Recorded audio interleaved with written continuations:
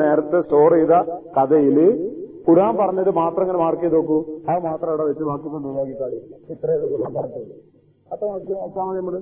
പിന്നെ നമ്മളിങ്ങനെ അതിന്റെ പിന്നാലെ നടക്കാൻ മെനക്കെടണ്ട. വലിയ ഗതികേട് നോക്കും നിങ്ങൾ. ഇവർ രണ്ടാമത് ഉണർന്നെഴുന്നേറ്റ് വന്നപ്പോ ആ നാട്ടിലെ ആളുകൾ വിശ്വാസികളായിരുന്നു എന്നൊരു അബദ്ധം ആദ്യം പറഞ്ഞു വെക്കുന്നുണ്ടാണ് ഈ പള്ളി ഉണ്ടാക്കുന്നതിനെ ചുറ്റാതെ ആൾക്കാർ പോയത്. ഖുർആൻ ആദ്യം പറയാൻ പോയിട്ടില്ല, എന്നാ ഈ അബദ്ധമായിട്ട് വരൂലായിരുന്നു. ഖുർആൻ പറഞ്ഞിട്ട് തീർത്തിരുന്നെങ്കിൽ. അപ്പൊ എന്താ ഖുർആൻ പറഞ്ഞതിന്റെ അപ്പുറത്തേക്ക് എവിടെ ചാടിയാലും സമൂഹത്തിന് വലിയ ദോഷമായിട്ട് വരുന്നത് വിശ്വാസരംഗത്ത് അത് സംഭവിച്ചുകൂടാ. ഇത് നമ്മൾ ആലോചിക്കേണ്ടത്, ഈ ആയത്തിറങ്ങിയ ആ ഒരു കാലഘട്ടത്തിൽ നബി സല്ലല്ലാഹു അലൈഹി വസല്ലം മക്കയിലെ ആളുകളെ മുന്നിൽ നിന്നിട്ട് സൂറത്തുൽ കഹ്ഫിന്റെ ആയത്തുകൾ ഇങ്ങനെ വിശദീകരിച്ച് ഓതിക്കൊടുക്കുന്ന ഒരു രംഗം മനസ്സിൽ കാണാം. ഈ ആയത്ത് വത്തുലുമാ ഊഹിയയിലേക്കാന്നാ പറഞ്ഞു, ഓതിക്കൊടുക്ക്, ഇത് ആളെ മുന്നിൽ പറയാൻ നാണിക്കരുത് നിങ്ങള്. ആ പാഠനെ മനസ്സിലാണ്ടല്ലോ. നമ്മളെങ്ങനെ ഇപ്പൊ ഈ ബുദ്ധിമാന്മാരായ ജനങ്ങളെ മുന്നിൽ 300 വർഷം ഉറങ്ങിക്കിടന്ന ഒരു സംഭവം പറഞ്ഞാൽ അതൊരു ഐതിഹ്യമായി നിഷേധിക്കപ്പെടാൻ സാധ്യതയുണ്ടല്ലോ, അതുകൊണ്ട് ഞങ്ങൾ കൂട്ടിവെക്കുകയാണ്. ആ ജാതി ചിന്തത് മടറോ വത്തുലുമാ ഊഹിയയിലേക്ക് കിതാബ് റബ്ബി, എന്റെ രക്ഷിതാവിന്റെ കിതാബിൽ നിന്ന് വഹിയായി ലഭിക്കപ്പെടുന്നവ നാട്ടുകാർക്ക് പറഞ്ഞു കൊടുക്കുക, ഇങ്ങനെയൊക്കെയുണ്ടെന്ന്. അവർ നിഷേധിക്കുമെന്ന് നീ ഭയപ്പെടേണ്ടതില്ല, നിന്റെ ജോലിയല്ലത്. ലാ മുബദ്ദിലി കലിമാതി, നിന്റെ റബ്ബിന്റെ വചനങ്ങൾ മാറ്റിമറിക്കാൻ ആർക്കും കഴിയില്ല. നിങ്ങൾക്കുള്ള കോപ്പതാണ്. ഈ കിതാബ് ഇങ്ങനെ മാറ്റമില്ലാതെ 1400 വർഷമായിട്ട് നിൽക്കുന്നുണ്ട് ഈ സംഭവം. ഇതൊരു അത്ഭുത. അങ്ങനത്തെ ഒരു അത്ഭുത കിതാബിൽ ഈ സംഭവം ഉണ്ടെങ്കിൽ നിങ്ങൾക്ക് പറയാൻ പിന്നെ എന്തിനാ നിങ്ങൾ കാണിക്കുന്നത്? ലാ മുബദ്ദിലി കലിമാതി അതിന്റെ പിന്നാലുണ്ട്, അത് പുലർന്നിട്ടുണ്ട് ഇതുവരെ. അക്കിതാബിലാ പറഞ്ഞത് മുകളിലൊരു സംഭവം, പിന്നെ അത് നിങ്ങൾക്ക് പറഞ്ഞൂടെ? നമ്മുടെ മനസ്സിനെ പഠിത്തം ചികിത്സിക്കുന്നത്. അസ്ഹാബുൽ കഹ്ഫിന്റെ കഥ പറയപ്പോൾ അത് പറയണ്ടായി കേട്ടാ എനിക്ക് ചിലപ്പോൾ നമ്മളെ പറ്റി ഒരു മോശം തോന്നിയെങ്കിലോ? അങ്ങനല്ല, അങ്ങനെ സംഭവം കിതാബിലുണ്ട്. എന്നാ അതുപോലെ വേറെല്ലാം പറഞ്ഞാൽ ഞങ്ങൾ വിശ്വസിക്കൂല. ഖുർആനിൽ പറഞ്ഞാൽ വിശ്വസിക്കൂല, ഞങ്ങൾ വിശ്വസിക്കാനും പോകുന്നില്ല. ഖുർആനിൽ അത്ര അതിന് എണ്ണപ്പെട്ട സംഭവങ്ങൾ മാത്രമേ ഉള്ളൂ. അപ്പൊ അത് ചൊല്ലിക്കൊടുക്കാന്ന് വേണ്ടല്ലോ. അതെ, ഇപ്പൊ നബിയും സഹാബത്തും അത് ചൊല്ലിയിട്ടുണ്ട്. അവിടെ അവർക്ക് കിട്ടിയ ഗുണം എന്താണ് ഈ സംഭവം കൊണ്ട്? ഈ ആയത്ത് ഞാൻ നേരത്തെ പറഞ്ഞിരുന്നു, അത് അവിടേക്കാണ് നമ്മൾ മനസ്സെത്തിപ്പെടേണ്ടത്. ഈ ആയത്തെല്ലാം കൂടി ഇങ്ങനെ ഊതി കേൾപ്പിക്കപ്പെട്ടപ്പോഴ് ആ കാലഘട്ടത്തിൽ നബി സല്ലല്ലാഹു അലൈഹി വസല്ലം സഹാബികൾക്കും കിട്ടിയ പ്രയോജനം എന്താ പറഞ്ഞിരുന്നു ഞാൻ. എന്തായിരുന്നു? ഗുഹാവാസികളുടെ സംഭവങ്ങൾ ആ നാട്ടിൽ ആളുകൾ സംസാരിക്കാറുണ്ടായിരുന്നു. ഇത്ര വിശദമായിട്ടല്ലെങ്കിലും അല്പാൽപമായിട്ടൊക്കെ ആളുകൾ. അതൊക്കെ ഒരു അത്ഭുത കഥയായിട്ട്, ഖുർആനോട് മത്സരിക്കാവുന്ന മറ്റൊരു കഥയായിട്ടൊക്കെയാണ് ആളുകൾ പറയാറ്. അതൊരിക്കലും നബിയും സഹാബത്തും ഏറ്റു പറഞ്ഞിട്ടില്ല. ഗുഹാവാസികളുടെ കഥ ഉണ്ടെന്ന് നബിയും പറഞ്ഞിട്ടില്ല, സഹാബികളും പറഞ്ഞില്ല. അങ്ങനെ കുറെ കാലം കഴിഞ്ഞ് 10-13 വർഷം തീരാറാവുകയാണ്. ഹിജ്റക്ക് തൊട്ട് മുമ്പ് ആ സൂറത്തുൽ കഹ്ഫ് അവതരിക്കുന്നത്. അന്നാണെങ്കിലോ നബി സല്ലല്ലാഹു അലൈഹി വസല്ലമയെ തന്നെ സംരക്ഷിക്കാൻ ആളില്ലാതെ ബുദ്ധിമുട്ടി നിൽക്കുക. ഇനി എവിടെ പോയാൽ അവർ രക്ഷ കിട്ടുക എന്നിങ്ങനെ ഭയപ്പെടുക. ആരോരും കാണാതെ രാത്രി സമയങ്ങളിൽ, ഞാൻ ആ രംഗം നിങ്ങൾക്ക് വർദ്ധിച്ചു തന്നിട്ടുണ്ടല്ലോ ക്ലാസ് തുടങ്ങുമ്പോൾ. അതായത് ആരോരും അറിയാതെ നബി ഈ ആയത്തിറങ്ങുന്ന കാലഘട്ടത്തിൽ നബിന്റെ അവസ്ഥ തായിഫിലേക്കുള്ള ഹിജ്റയും കഴിഞ്ഞ് രക്ഷ കിട്ടാതെ പിന്നെ മക്കയിൽ വന്ന് അഭയം തേടി മക്കയിലെത്തി നിൽക്കുക. ഇനി മക്കയിൽ ഏതാണ്ട് ഒരു ധ്രുവീകരണം നടന്നു കഴിഞ്ഞു. ഇനി അധികം ആൾക്കാരൊന്നും ഇസ്ലാമക്ക് വരാനില്ല എന്നൊരു കോലത്തിലയക്കുന്നത്. എന്നാൽ ഉള്ള മുസ്ലിങ്ങളെ പിടിച്ചു നിർത്തി ബാക്കി മുന്നോട്ട് പോകാനുള്ള വഴി മക്കയെ കാണുന്നുണ്ടോ? അതുകൊണ്ട് കാണുന്നില്ല. നബിനെ വരെ കൊല്ലാനുള്ള പ്ലാനായിട്ട് ഇവർ നടക്കുന്നത്. നബി സല്ലല്ലാഹു അലൈഹി വസല്ലം ചെയ്യുന്നതോ പരസ്യമായുള്ള ഇങ്ങനെ നടക്കുന്നതിന് പകരം ഗോത്രങ്ങളെ തെരഞ്ഞു പോകാൻ, ചെറിയ ചെറിയ കുടുംബങ്ങളും ഗോത്രങ്ങളും കാരണവന്മാരായിട്ട് ഇങ്ങനെ ഗ്രൂപ്പായി താമസിക്കുക പല ഭാഗത്തും മക്കയുടെ പ്രാന്തപ്രദേശങ്ങളിൽ. മക്കയുടെ നഗരത്തിന്റെ ഉള്ളിൽ നിന്ന് വിട്ടിട്ട് നബി ഈ സ്ഥലത്തേക്ക് പോവുക. പകല് പോകുന്നത് ഇവർ വാച്ച് ചെയ്തപ്പോ നബി രാത്രിയിൽ വരത്ത് പോയി പറയാണ്, ഞാൻ പോയി വിട്ടി വിളിച്ചിട്ട് കൂടെ അബൂബക്കർ സിദ്ദീഖ് ഉണ്ടാവാറുണ്ട്. പല ദിവസങ്ങളിലും ഉമർ ഖത്താബ് റളിയല്ലാഹു അൻഹു ഉണ്ടാവാറുണ്ട്.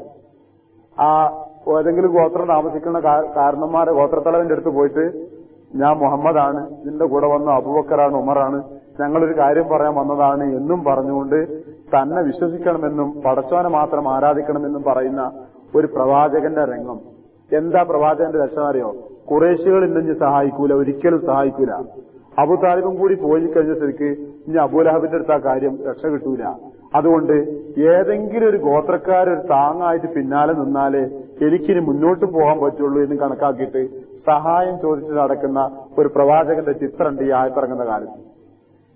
ഈ സമയത്ത് ആ സൂറത്തുൽ കഹ്ഫിന്റെ ആയത്തിറങ്ങുന്നത് ഖുർആൻ പറഞ്ഞു, ഈ നാട്ടുകാർ പറയുന്ന ഗുഹാവാസികളെ സംഭവമല്ലേ, നിങ്ങളെ പൂർവികന്മാരാണ്. അവര് ഉറച്ചു നിന്ന് പറഞ്ഞു, ലൻ നദുവ മിൻ ദൂനി അഹദ, പടച്ചോന്റെ പുറമെ മറ്റാരെയും ഞങ്ങൾ പ്രാർത്ഥിക്കൂല എന്ന് ഉറപ്പിച്ചു പറഞ്ഞപ്പോ റബ്ബത്തുന അലാ ഖുലൂബിഹിം, അവരെ മനസ്സിന് നാം ദൃഢത നൽകിയിട്ടുണ്ട്, രക്ഷിച്ചിട്ടുണ്ട്, അവരെ രക്ഷപ്പെടുത്തിയിട്ടുണ്ട് എന്നിങ്ങനെ അങ്ങോട്ട് പറയുമ്പോ എന്തോ ഒരു സമാധാനമാണ് ആ സഹാബികൾ അനുഭവിച്ചിട്ടുണ്ടാവുക. മനസ്സുകൊണ്ട് കണ്ടുനോക്കൂ നിങ്ങളത്. ഇലാഹി, ഞങ്ങൾ ഇത്രകാലം കേട്ട ആ ഗുഹാവാസികളെ സംഭവം ഞങ്ങളെ ബാക്കിയാണ്, ഞങ്ങളെ പൂർവികന്മാരാണ്, റബ്ബിനെ മാത്രം പ്രാർത്ഥിക്കുള്ളൂ എന്ന് പറഞ്ഞത് കൊണ്ട് അവർക്ക് ഗതി വന്നത്, അങ്ങനെയാ റബ്ബ് അവരെ രക്ഷിച്ചത് എന്നിങ്ങനെ പറഞ്ഞിട്ട് ഖുർആൻ കൊടുക്കുന്ന ആവേശം എന്താന്ന് പറഞ്ഞാൽ, ഇങ്ങനെ അവരെയൊക്കെ രക്ഷിക്കാൻ സാധിച്ച റബ്ബിന്റെ ആളുകളാ നിങ്ങൾ. അസാ അയ്യഹ്ദീനി റബ്ബി ലിഅഖറബ മിൻ ഹാദാ റശദ, ഇതിനേക്കാളും മെച്ചപ്പെട്ട ഒരു നല്ല വഴി റബ്ബ് തുറന്നു തരാതിരിക്കോ? നീ അങ്ങനെ പ്രാർത്ഥിച്ചോ, നീ അങ്ങനെ കരുതിക്കോ എന്നിങ്ങനെ പറയുമ്പോ എവിടെങ്ങാണ്ടോ സഹായത്തിന്റെ വാതിലുകൾ തുറക്കപ്പെടാൻ പോകുന്നുണ്ട് എന്നൊരു ധാരണയിൽ ഇവരെ കൊണ്ട് ഇങ്ങനെ നിർത്തുക. എന്നിട്ട് ഏതാനും മാസങ്ങൾ കഴിയുമ്പോഴേക്കാണ് ഹജ്ജിന് വരുന്ന ആളുകൾ സംസാരം പിന്നെ അക്കബയിൽ വെച്ചിട്ട് ഉടമ്പടി നടക്കുന്നത്, പിന്നീട് അവര് ഹിജ്റക്കുള്ള പ്ലാൻ തയ്യാറാവുന്നത്, പോകുന്നത്. ഏതാനും ഒരു വർഷമൊക്കെ കഴിയുമ്പോഴേക്ക്, എത്രേ പറയാൻ പറ്റുമോ, വർഷമൊക്കെ കഴിയുമ്പോഴേക്ക് ഇതുപോലത്തെ ഒരു ഗുഹയിൽ ആ നബിയും ആ അബൂബക്കർ സിദ്ദീഖും കൂടി മാത്രമായിട്ട് സമ്മേളിക്കുക. ഉറങ്ങാനല്ല, ഉണർന്നിരുന്നു കൊണ്ട് കാത്തിരിക്കുക, പോകാനുള്ളൊരു ദിവസം കാത്തുകൊണ്ട്. ഖുർആന്റെ ഈ ആയത്ത് പോലെ അന്ന് ഓതിയിട്ടുണ്ടാവും. പഠിച്ചോന് നമ്മളോട് കുറച്ചു മുമ്പ് പഠിച്ചോന് ഗുഹാവാസികളെ കഥ പറഞ്ഞെന്ന്, നിങ്ങളിപ്പോ ഗുഹയിലാണില്ലേ, നമ്മളെ നബി ഗുഹയെ കൂടെ രക്ഷപ്പെട്ടതില്ലേ, ആ രംഗാലോചിച്ച് നോക്കൂ നിങ്ങൾ. അതാണ് ആ ഖുർആന്റെ ആ ആയത്ത് കൊണ്ട് അന്ന് കിട്ടിയ പ്രയോജനം. ഒരു സൂചന നൽകി അവർക്ക് രക്ഷക്കുള്ള വഴിയിൽ ആ പ്രതീക്ഷയിൽ. ഇതാ നമുക്ക് കിട്ടേണ്ടത്, വെറുതെ പറയുന്നതല്ല നമുക്ക് കിട്ടേണ്ടത്. അവരാ വാക്ക് ഞാൻ ഓർമ്മിക്കാൻ വേണ്ടി പറഞ്ഞിരുന്നു. ഏത്? വറബത്ന അലാ ഖുലൂബിഹിം ഇത് ഖാമു ഫഖാലു, 14-ാമത്തെ ആയത്ത്. ഇത് ഖാമു ഫഖാലു റബ്ബുന റബ്ബുസ് സമാവാതി വൽ അർള് ലൻ നദ്ഉ മിൻ ദൂനിഹി ഇലാഹ ലഖദ് ഖുൽനാ ഇദൻ ശതത. ഉറച്ചു നിന്നവർ പറഞ്ഞില്ലേ, ആകാശഭൂമികളെ റബ്ബായ റബ്ബനെയല്ലാതെ മറ്റാരെയും ഞങ്ങൾ പ്രാർത്ഥിക്കുകയില്ല, അങ്ങനെ ഞങ്ങൾ പ്രാർത്ഥിച്ചാൽ ഞങ്ങൾ അതിക്രമികളാണെന്ന് അവർ പറഞ്ഞപ്പോ റബ്ബ് മനസ്സിന് ഉറപ്പും ദൃഢതയും നൽകി എന്ന് പറഞ്ഞ ആ വാക്കില്ലേ, അതന്നെ. നമ്മളൊക്കെ പലപ്പോഴും അങ്ങനെ ആയിരിക്കും. നമ്മുടെയൊക്കെ നാടുകളിൽ പടച്ചോനെ മാത്രമേ പ്രാർത്ഥിക്കുള്ളൂ എന്ന് പറഞ്ഞതിന്റെ പേരില് ഒരുപാട് ഭീഷണികൾ. മയ്യത്ത് മറമാടൂല, തിരിഞ്ഞു നോക്കാൻ ആളുണ്ടാവില്ല, മക്കളെ കെട്ടിക്കാൻ സഹായിക്കാൻ ആളുണ്ടാവില്ല. ഈ ജാതി ഭീഷണികളാ പലപ്പോഴും ആളുകൾ മുഴക്കാറ്. ഇവിടെ നമുക്കുള്ളൊരു വാക്കെന്താ? അല്ലന്നതുവാമിൻ ദൂനിഹി, റബ്ബിന് പുറമെ മറ്റൊരുത്തനോടും പ്രാർത്ഥിക്കൂല. അങ്ങനെ എങ്ങാനും ഞങ്ങൾ പ്രാർത്ഥിച്ചാൽ അത് വലിയ അക്രമല്ലേ എന്ന് തീരുമാനിച്ച് ഉറച്ചു നിൽക്കുന്ന മനുഷ്യന്റെ മനസ്സിന് റബ്ബിന്റെ ഒരു ദൃഢത, ഒരു ഉറപ്പ്, ഒരു ചങ്കൂറ്റം നൽകാൻ ആ ചങ്കൂറ്റത്തിൽ ആളുകൾ നിൽക്കുകയും ചെയ്യും. അത് സത്യ. അത് നമ്മൾ ജീവിച്ചിരിക്കുന്ന ഉദാഹരണങ്ങൾ എമ്പാടും നാട്ടുകളിൽ കാണാറുണ്ട്. റബ്ബ് കൈയൊഴിയില്ല എന്ന് പറഞ്ഞ വാക്ക് റബ്ബ് പാലിക്കാറുണ്ട്. കാരണം എന്താ അറിയോ, ആളുകൾക്ക് ആ കാര്യത്തിൽ വിശ്വാസം നഷ്ടപ്പെട്ടാൽ പിന്നെ ആൾക്കാർ ഇളകാൻ തുടങ്ങും. അതുകൊണ്ട് ഞാൻ എന്തു വന്നാലും പഠിച്ചവനോട് മാത്രമേ പ്രാർത്ഥിക്കുള്ളൂ എന്ന് തീരുമാനിച്ചൊരു മനുഷ്യനെ റബ്ബ് കൈയൊഴിയാറില്ല. അയാൾക്ക് എന്തെങ്കിലും മാർഗങ്ങൾ, സഹായങ്ങൾ നൽകിക്കാറുണ്ട്. നിങ്ങൾ പരിശോധിക്കൂ. ഇപ്പൊ കേരളത്തിലൊക്കെ തന്നെ 10-60 കൊല്ലത്തെ പിറകോട്ടിങ്ങൾ ചിന്തിച്ചു നോക്കൂ. ഒറ്റപ്പെട്ട ദിക്കുകളിൽ അള്ളാനെ മാത്രമേ പ്രാർത്ഥിക്കുള്ളൂ എന്ന് പറഞ്ഞ മനുഷ്യന്മാര് തോലാരും മരിച്ചുപോയില്ലേ, ഓലെ കാര്യങ്ങളൊന്നും നടന്നുപോയില്ലേ, ഓലെ മയ്യത്തൊക്കെ ഇങ്ങനെ ബാക്കി മൃഗങ്ങൾ തിന്നു തീർക്കുക ചെയ്തത് യാതൊന്നുമില്ല. അവരെ മക്കളാരെ കല്യാണം നടന്നിട്ടില്ലേ, അവരെ വീട്ടിലൊന്നും കാര്യങ്ങൾ നടന്നിട്ടില്ലേ, ഒക്കെ നടന്നു പോയിട്ടുണ്ട്. ചിലപ്പോ മുമ്പത്തേനേക്കാൾ ഏറെ ഭംഗിയായി നടന്നു പോയിട്ടുണ്ടാവും. അതതിന്റെ സത്യം. സത്യമാണ്. പരിശോധിച്ച് നോക്കി നിങ്ങൾ പറയുക, 60 വർഷത്തിനിടക്ക് 70 വർഷത്തിനിടക്ക് കേരളത്തിൽ ഏതെങ്കിലും ഒരു സ്ഥലത്ത് ഞാൻ റബ്ബിനെ മാത്രമേ പ്രാർത്ഥിക്കുള്ളൂ എന്ന് പറഞ്ഞതിന് പേരിൽ സമൂഹം വിലങ്ങിയിട്ടൊരു മനുഷ്യന്റെ മയ്യത്ത് അനാഥമായി കിടന്നൊരു സന്ദർഭം, അയാളെ സഹായിക്കാൻ തിരിഞ്ഞു നോക്കാൻ ആളില്ലാത്ത ഒരു സന്ദർഭം പറഞ്ഞാട്ടങ്ങൾ ഉണ്ടാവില്ല. നമ്മളാരും കാണാത്ത എന്തോ ഒരു സഹായത്തിന്റെ വാതിലുകൾ മനുഷ്യന്മാരായി നമ്മളായി ചെയ്യണമെന്നില്ല. റബ്ബ് മനുഷ്യന്റെ മുന്നിൽ തുറന്നു കൊടുക്കും. റബ്ബിൽ തവക്കലാക്കി നിൽക്കുമ്പോഴേ അതാണ് ആ പാഠം. അതുകൊണ്ട് തന്നെയാണ് എല്ലാ വെള്ളിയാഴ്ചകളിലും ആ സൂറത്തുങ്ങളൊന്ന് പാരായണം ചെയ്തോളൂ. ഏതായാലും നിങ്ങൾ പള്ളിയിലൊന്നും ഇരിക്കുകയല്ലേ, അല്ലെങ്കിൽ നേരം വെളുത്തുള്ള ജുമാ ദിവസമല്ലേ, നിങ്ങളതൊന്ന് പാരായണം ചെയ്യും. നിങ്ങൾ ഈ മാർഗത്തിൽ മുന്നോട്ട് പോകാനുള്ളൊരു വലിയ ആവേശം നൽകും എന്ന് പറഞ്ഞുകൊണ്ട് ഖുർആൻ നൽകിയത്. എന്നിട്ട് ഇനി ചെയ്യുന്ന സമയം ഇനി എന്താ ചെയ്യുന്നതെന്ന് അറിയുന്നത്? ഖുർആൻ ഇത്രയും പറഞ്ഞു നിർത്തിയിട്ട് ഖുർആൻ പറയുന്ന വാക്കെന്താണെന്നറിയോ? ഒരു കാര്യം പ്രവാചകര്, ഒരു കാര്യം, വാസ്ബിർ നഫ്സക മഅല്ലദീന യദഊന റബ്ബഹും ബിൽ ഗദാത്തി വൽ അശീ. ആ ബന്ധം നോക്കൂ നിങ്ങൾ ആയത്തിന്റെ. നീ ക്ഷമിച്ചു നിൽക്കണം, സഹിച്ചു നിൽക്കണം. ആരെ കൂടെ? റബ്ബിനെ പ്രാർത്ഥിക്കുന്ന ഒരു കൂട്ടം ആളുകളുണ്ട് അവിടെ രാവിലെയും വൈകുന്നേരവും. യുരീദൂന വജ്ഹഹു, റബ്ബിന്റെ തൃപ്തിയും ആഗ്രഹിച്ചുകൊണ്ട് പടച്ചോനെ തേടി നടക്കുന്ന കുറച്ച് മനുഷ്യന്മാരുണ്ട് അവിടെ. വല തഅ്ദൈനാകൻഹും, അവരെടുത്ത് തന്നെ കണ്ണെങ്ങാനും തെറ്റിപ്പോകരുത്, അവരെ നീ പരിഗണിക്കാതിരിക്കരുത്. തുരീദു സീനത്തുൽ ഹയാത്തി ദുനിയ, ഈ ഇഹലോക ജീവിതത്തിന്റെ അലങ്കാരവും ആഗ്രഹിച്ചുകൊണ്ട് ആ പാവങ്ങളെ പരിഗണിക്കാതിരിക്കരുത് നീ. വലാ തുതി മൻ അഗ്ഫൽനാ ഖൽബഹു ദിക്രിനാ, നമ്മുടെ വചനങ്ങളിൽ നിന്ന് ശ്രദ്ധ തിരിച്ചവരെ നീ സ്വീകരിക്കരുത്. വത്തബ ഹവാഹു, ദേഹേച്ഛകൾ പിൻപറ്റുന്നവരെയും വക്കാന അംറുഹു ഫുറത, അമിതമായി അതിരി കവിഞ്ഞ് ജീവിക്കുന്നവരെ നീ പിൻപറ്റരുത് എന്നും പറഞ്ഞൊരു ആയത്ത് അതിന്റെ മേമ്പൊടിയായി തൊട്ട പിന്നാലെ എന്താണ് ആയത്ത്? പ്രവാചകരെ രാവിലെയും വൈകുന്നേരങ്ങളിലും പടച്ചവന്റെ പ്രീതി ആഗ്രഹിച്ചുകൊണ്ട് പ്രാർത്ഥനയുമായി കഴിഞ്ഞുകൂടുന്ന ഒരു കൂട്ടം അനുയായികളുണ്ട് താങ്കളുടെ കൂടെ. ആ അനുയായികളെ വിട്ട് കാര്യപ്പെട്ടവരും പ്രധാനികളും തന്റെ കൂടെ വരണമെന്ന് വിചാരിച്ചുകൊണ്ട് അവരെ പിന്നാലെ തെരഞ്ഞു പോകരുത്. ഈ പാവങ്ങളെ കൈയൊഴിക്കുന്ന ഒരു സാഹചര്യം ജീവിതത്തിൽ ഒരിക്കലും സംഭവിച്ചു പോകരുത് എന്നും പറഞ്ഞിട്ട് ആയത്തിറങ്ങണേ. ആയത്തിറങ്ങാനുള്ള കാരണം പറഞ്ഞു ആ സഹാബികൾ. പാവപ്പെട്ട ഞങ്ങൾ, ഒരു സമയത്ത് അവർ ആവശ്യപ്പെട്ടൊരു കാര്യമാണ്, പാവപ്പെട്ട ഞങ്ങള് അബ്ദുല്ലാഹ് ബിൻ മസ്ഊദ്, സുഹൈബ്, ബിലാൽ റളിയല്ലാഹു അൻഹും തുടങ്ങിയുള്ള സഹാബികള് നബിയുടെ കൂടെ അങ്ങനെ നടക്കുമ്പോൾ ഖുറൈശി പ്രമാണിമാരൊരിക്കൽ വന്നിട്ട് പറഞ്ഞു, മുഹമ്മദേ, ഞങ്ങൾക്ക് നിന്റെ കൂടെ നടന്നാൽ തരക്കടില്ലാന്നുണ്ട്, പക്ഷെ നിന്റെ കൂടെ നടക്കണമായിരുന്നല്ലോ, ഇവരെ കൂടെ ഞങ്ങൾ നടക്കേണ്ടി വരില്ല. എപ്പോഴേ ഈ ബിലാലും അബ്ദുല്ലാഹ് ബിൻ മസ്ഊദും ഇവരൊക്കെ എന്റെ കൂടെ ഉണ്ടായിരുന്നു. ഈ ഒരു കാര്യം ചെയ്യ്, ഇവരെ കണ്ട് മാറ്റി നിർത്തി, എന്നാൽ പ്രധാനികളായ ഞങ്ങൾ നിന്റെ കൂടെ വരാം, VIP-കളായ ഞങ്ങൾ നിന്റെ കൂടെ വരാം. ഈ പാവങ്ങളെ മാനേഴ്സ് ഇല്ലാത്ത അല്ലെങ്കിൽ ഭംഗിയില്ലാത്ത നിലവാരമില്ലാത്തവരെ മാറ്റി നിർത്ത്, എന്നാ ഞങ്ങൾ വരാമെന്ന് പറഞ്ഞു. ആയത്തിറക്കിയിട്ട് പറഞ്ഞു, അങ്ങനെ വരെ മാറ്റിയിട്ട് ഒരു മിനിറ്റ് വരണ്ടാന്ന് പറഞ്ഞേക്ക്. ഈ ആയത്ത് കൊണ്ട് ഏറെ സന്തോഷിച്ചവരാരാന്ന് പറയുന്നത് ഈ പാവപ്പെട്ട സഹാബികളാണ്. ഈ ആയത്തിറങ്ങാനുള്ള കാരണം ഒരു പറയുന്നുണ്ട്. എപ്പോഴാണ് പറയുന്നത്? താബീങ്ങളായ ചില ആളുകൾ ഈ ആയത്ത് ഓതിയപ്പോഴ് എരുത്തിരുന്നിട്ട് ഇവര് പറയാണ്, ഏത് ബിലാലും അബ്ദുല്ലാഹി ബിൻ മസ്ഊദൊക്കെ, അബ്ദുല്ലാഹി ബിൻ മസ്ഊദാ പറഞ്ഞേ, ഈ ആയത്തിറങ്ങിയ സന്ദർഭം എനിക്ക് നല്ല ഓർമ്മ ഉണ്ട്. ഈ ആയത്ത് ഓതുന്ന സഹാബിയോട് ചോദിക്കുക, നിനക്കറിയാം ആയത്തിറങ്ങിയത് എപ്പോഴാന്ന്? ഞാൻ പറഞ്ഞുതരാം. ഞാനും ഞങ്ങളെപ്പോലത്തെ 4-5 ആൾക്കാരും കൂടി നബിന്റെ കൂടെ നടക്കുമ്പോഴേ ആ ഖുറൈശി പ്രമാണിമാർ അന്ന് ഞങ്ങളോട് പറഞ്ഞു, സകലം നശിച്ചു, ഇന്ന് ഞങ്ങൾ ബാക്കിയായിരിക്കുന്നുണ്ട്, പക്ഷെ അവര് നശിച്ചു. അവര് ഞങ്ങൾ നബിനോട് പറഞ്ഞു, ഞങ്ങളെ മാറ്റ്. അതൊരു മനുഷ്യന് നിങ്ങളൊന്ന് ആലോചിച്ചോക്കത് അനുഭവിക്കേണ്ടി വരുന്ന ഗതികേട്. നിലവാരമില്ലാത്തതുകൊണ്ടും ഭംഗിയില്ലാത്തതുകൊണ്ടും നമ്മളെയൊക്കെ ഒരു സദസ്സെന്ന് മാറ്റി നിർത്തപ്പെടുക എന്ന് പറയപ്പെടുന്ന ഒരു രംഗമുണ്ടല്ലോ, അത് വല്ലാത്തൊരു അനുഭവ ജീവിതത്തിലെ. അതായി സഹാബിയോട് കേൾക്കേണ്ടി വന്നത്. അത് പടച്ചോനക്ക് തീരെ ഇഷ്ടമില്ലാത്തതുകൊണ്ടാ പടച്ചോൻ ആയത്തിറങ്ങിയിട്ട് പറഞ്ഞു, പിന്നെ പല അതിനാക്കാനും നിന്റെ കണ്ണുകൾ ഇവരെയും വിട്ടു പോകരുത് എന്ന് വെച്ചാൽ ഈ പാവങ്ങളെ പരിഗണിക്കാത്ത ഒരു സാഹചര്യം തന്റെ ജീവിതത്തിൽ വന്നുകൂടാ എന്നും പറഞ്ഞിട്ട് ആയത്തിറങ്ങി. നീ ഓതുക, പാരായണം ചെയ്യുക, മാ ഊഹിയയിലേക്ക് നിനക്ക് വഹിയായി നൽകപ്പെടുന്നത് മിൻ കിതാബി റബ്ബിക, നിന്റെ രക്ഷിതാവിന്റെ ഗ്രന്ഥത്തിൽ നിന്ന്. ഇത് നീ ഓതണം, പാരായണം ചെയ്യണം. ലാ മുബദ്ദില, മാറ്റിമറിക്കാൻ ആരുമില്ല, ലി കലിമാത്തിഹി, അവന്റെ വചനങ്ങളെ പകരമാക്കുക, ഭേദഗതി വരുത്തുക, മാറ്റം വരുത്തുക, മാറ്റം വരുത്തുന്നവൻ എന്നാണ് മുബദ്ദിൽ എന്ന വാക്കിന്റെ അർത്ഥം. ലാ മുബദ്ദില, മാറ്റം വരുത്തുന്നവരായിട്ട് ആരുമില്ല, ലി കലിമാത്തിഹി, അവന്റെ വചനങ്ങൾക്ക്. വലൻ തജിദ, നീ കാണുകയുമില്ല, മിൻ ദൂനി, അവനെ കൂടാതെ, മുൽത്തഹദ, രക്ഷിക്കാവുന്ന ഒരാള്, അഭയം നൽകാവുന്നത് എന്നൊക്കെയാണ് മുൽത്തഹദ്. അഭയസ്ഥാനം, രക്ഷാസ്ഥാനം ഇതൊക്കെയാണ് മുൽത്തഹദ്. അവനെ കൂടാതെ മറ്റൊരു രക്ഷാസ്ഥാനം, ഒരു അഭയസ്ഥാനം നിനക്ക് കാണാനും കഴിയില്ല. 27-ാമത്തെ ആയത്താ ഞാൻ ഓതിയത്, മുൽത്തഹദ. അപ്പോ എന്ത് ചെയ്യുന്നു എന്ന് ചോദിച്ചാല് നബി സല്ലല്ലാഹു അലൈഹി വസല്ലമയോടാണ് നിർദ്ദേശം, പാഠം എല്ലാവർക്കും ഈ ഖുർആന്റെ വചനങ്ങള് ഓതുകയും പാരായണം ചെയ്യുകയും ചെയ്യാം. അതെന്തിനാണ് അതിങ്ങനെ ആവർത്തിക്കുന്നതെന്ന് ചോദിച്ചാല്, ഒന്നത് അള്ളാഹുവിന്റെ കലാമാണ്, മറ്റൊന്ന് കാര്യങ്ങളൊക്കെ നമുക്കറിയാം എങ്കിലും ആ വചനങ്ങൾ വേഗത്തിൽ മനസ്സിൽ നിന്നിങ്ങനെ മാഞ്ഞു പോകുന്നു കാണാം. നേരെ മറിച്ച് ഖുർആൻ സ്ഥിരമായി ഓതിക്കൊണ്ടിരിക്കുക, കുറച്ച് ഭാഗങ്ങളിൽ സ്ഥിരമായി ഇങ്ങനെ പാരായണം ചെയ്തുകൊണ്ടിരിക്കുമ്പോൾ ഖുർആനിൽ പറഞ്ഞ കാര്യങ്ങളും വിഷയങ്ങളും മനസ്സിൽ പച്ചയായി നിൽക്കും.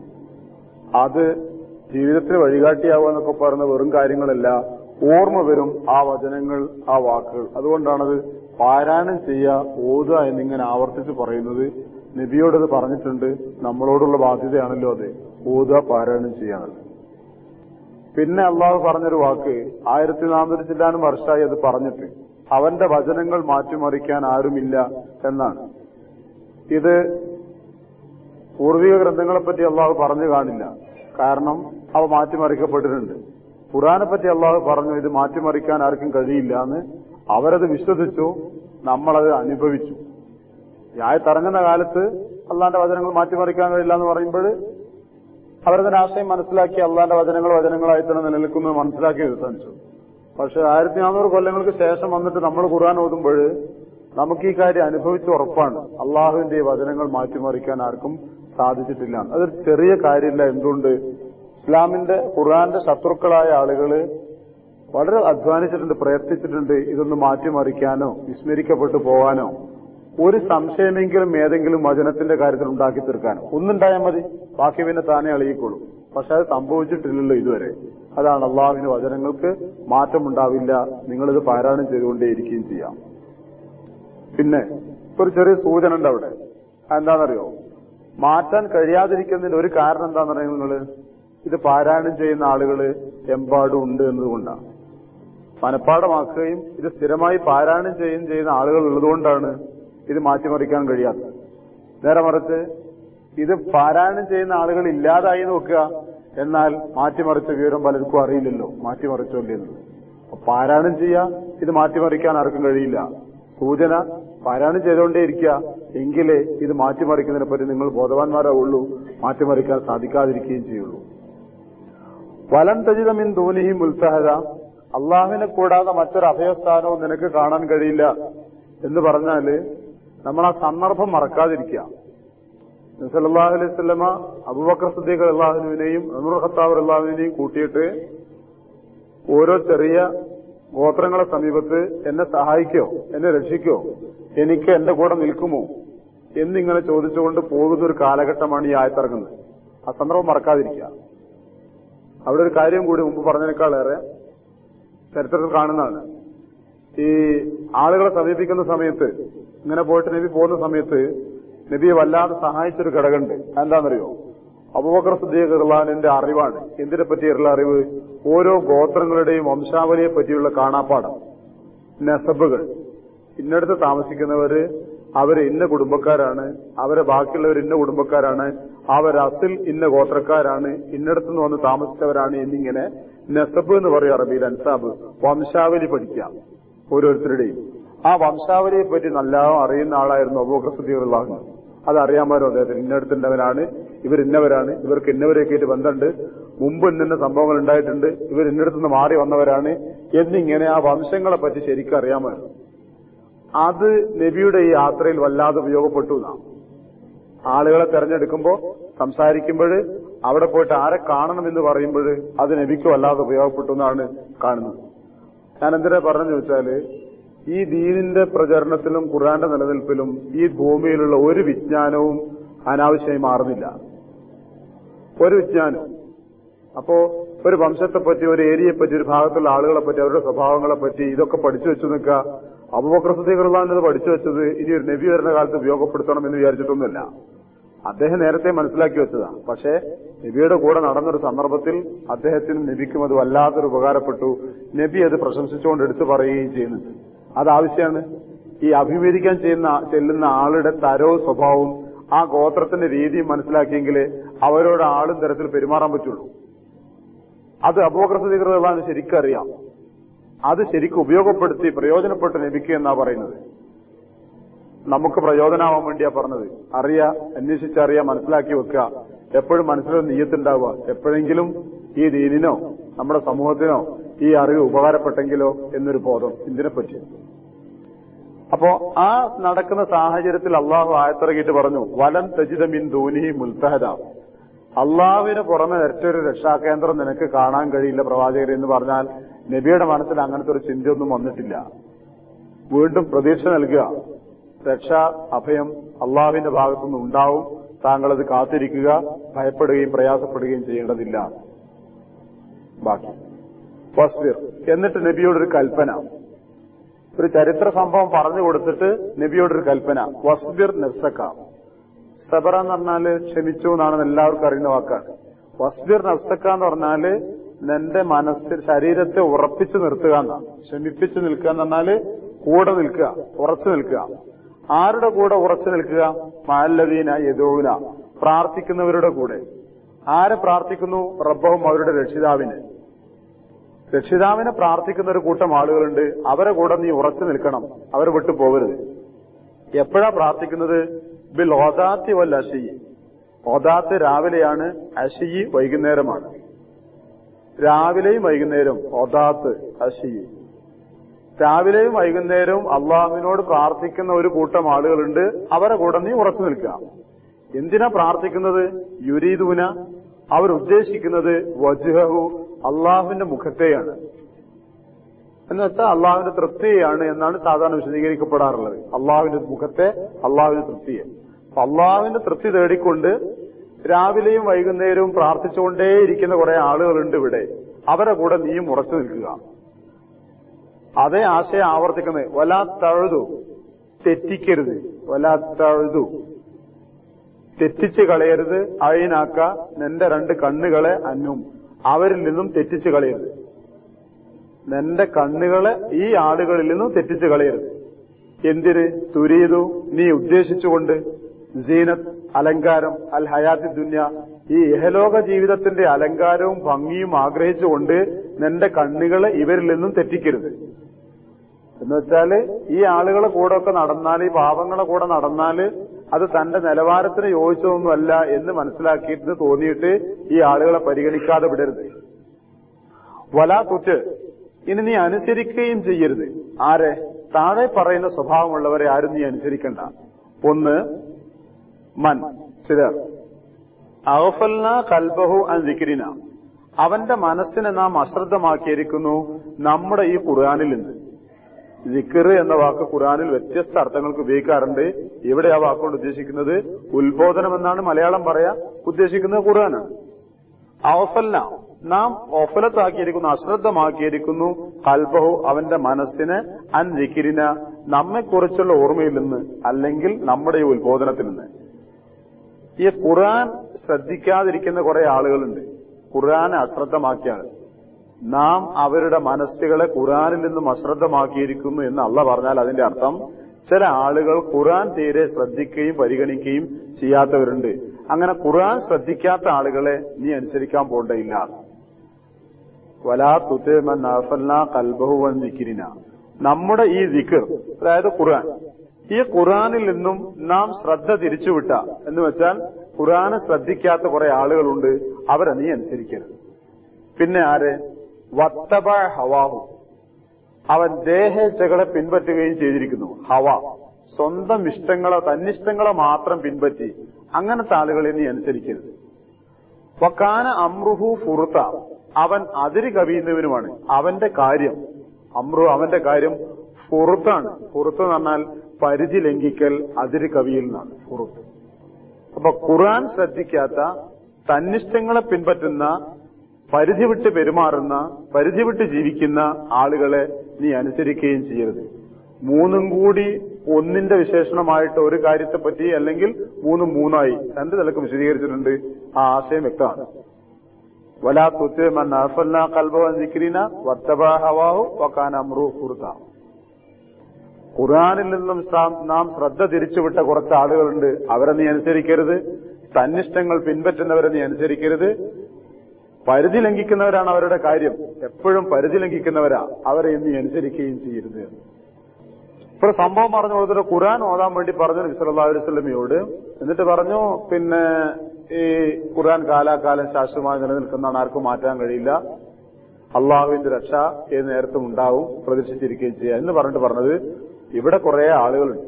ഞാൻ കഴിഞ്ഞ ആഴ്ച പറഞ്ഞു ആ ഹദീസ്, ആ ആയത്തിറങ്ങിയതിനെ പറ്റി താബിഈങ്ങൾ പിന്നെ ഓതിക്കൊണ്ടിരുന്നപ്പോൾ അത് കേട്ടിരുന്ന അബ്ദുല്ലാഹി ബിൻ മസ്ഊദ് റളിയല്ലാഹു അൻഹു പോലെയുള്ള സഹാബിമാർ വിശദീകരിച്ചു കൊടുത്തത്, ആ ആയത്തിറങ്ങിയ സന്ദർഭവും അത് പറയേണ്ടി വന്ന ഘട്ടവും ഞങ്ങൾക്ക് നല്ല ഓർമ്മയുണ്ട് എന്ന് പറഞ്ഞിട്ട് അവർ പറഞ്ഞത്. ഞങ്ങളെപ്പോലത്തെ കുറച്ച് പാവങ്ങളായ ആളുകൾ നബിയുടെ കൂടെ നടക്കുമ്പോൾ ഞങ്ങൾ നബിയോട് ഖുറൈശി പ്രമാണികാർ പറഞ്ഞു, ഞങ്ങള് ആണ് മാറ്റുക, ഒഴിവാക്കുക, ഞങ്ങളെ കൂടെ നടക്കരുത്, നിലവാരമില്ലാത്ത, തറവാടിത്വം മഹിമയൊന്നും ഇല്ലാത്ത ഈ പാവങ്ങളെ കൂടെ നീ നടക്കരുത്. നീ ഇവരെ കണ്ട് മാറ്റിയിട്ട് നീ ഇങ്ങനെ തനിച്ച് നടക്കുകയാണെങ്കിൽ ഞങ്ങൾ മുസ്ലിങ്ങളായിട്ട് നിന്റെ കൂടെ അങ്ങനെ നടക്കുക. ഞങ്ങളെപ്പോലുള്ളവർ കൂടുമ്പോ ആരെ കൂടെ കൂടിയത് നോക്കുമ്പോൾ ഞങ്ങൾക്കും വേണ്ടൊരു നിലവാരം. നിന്റെ കൂടെ കൂടിയിരിക്കുകയാണെങ്കിൽ ഇപ്പൊ ഈ പാവങ്ങളെ കൂടെ ഒക്കെ ഞങ്ങൾ നടക്കണം. എപ്പോഴും ഈ പാവങ്ങളെ കൂടെയാണ് താനും നീ.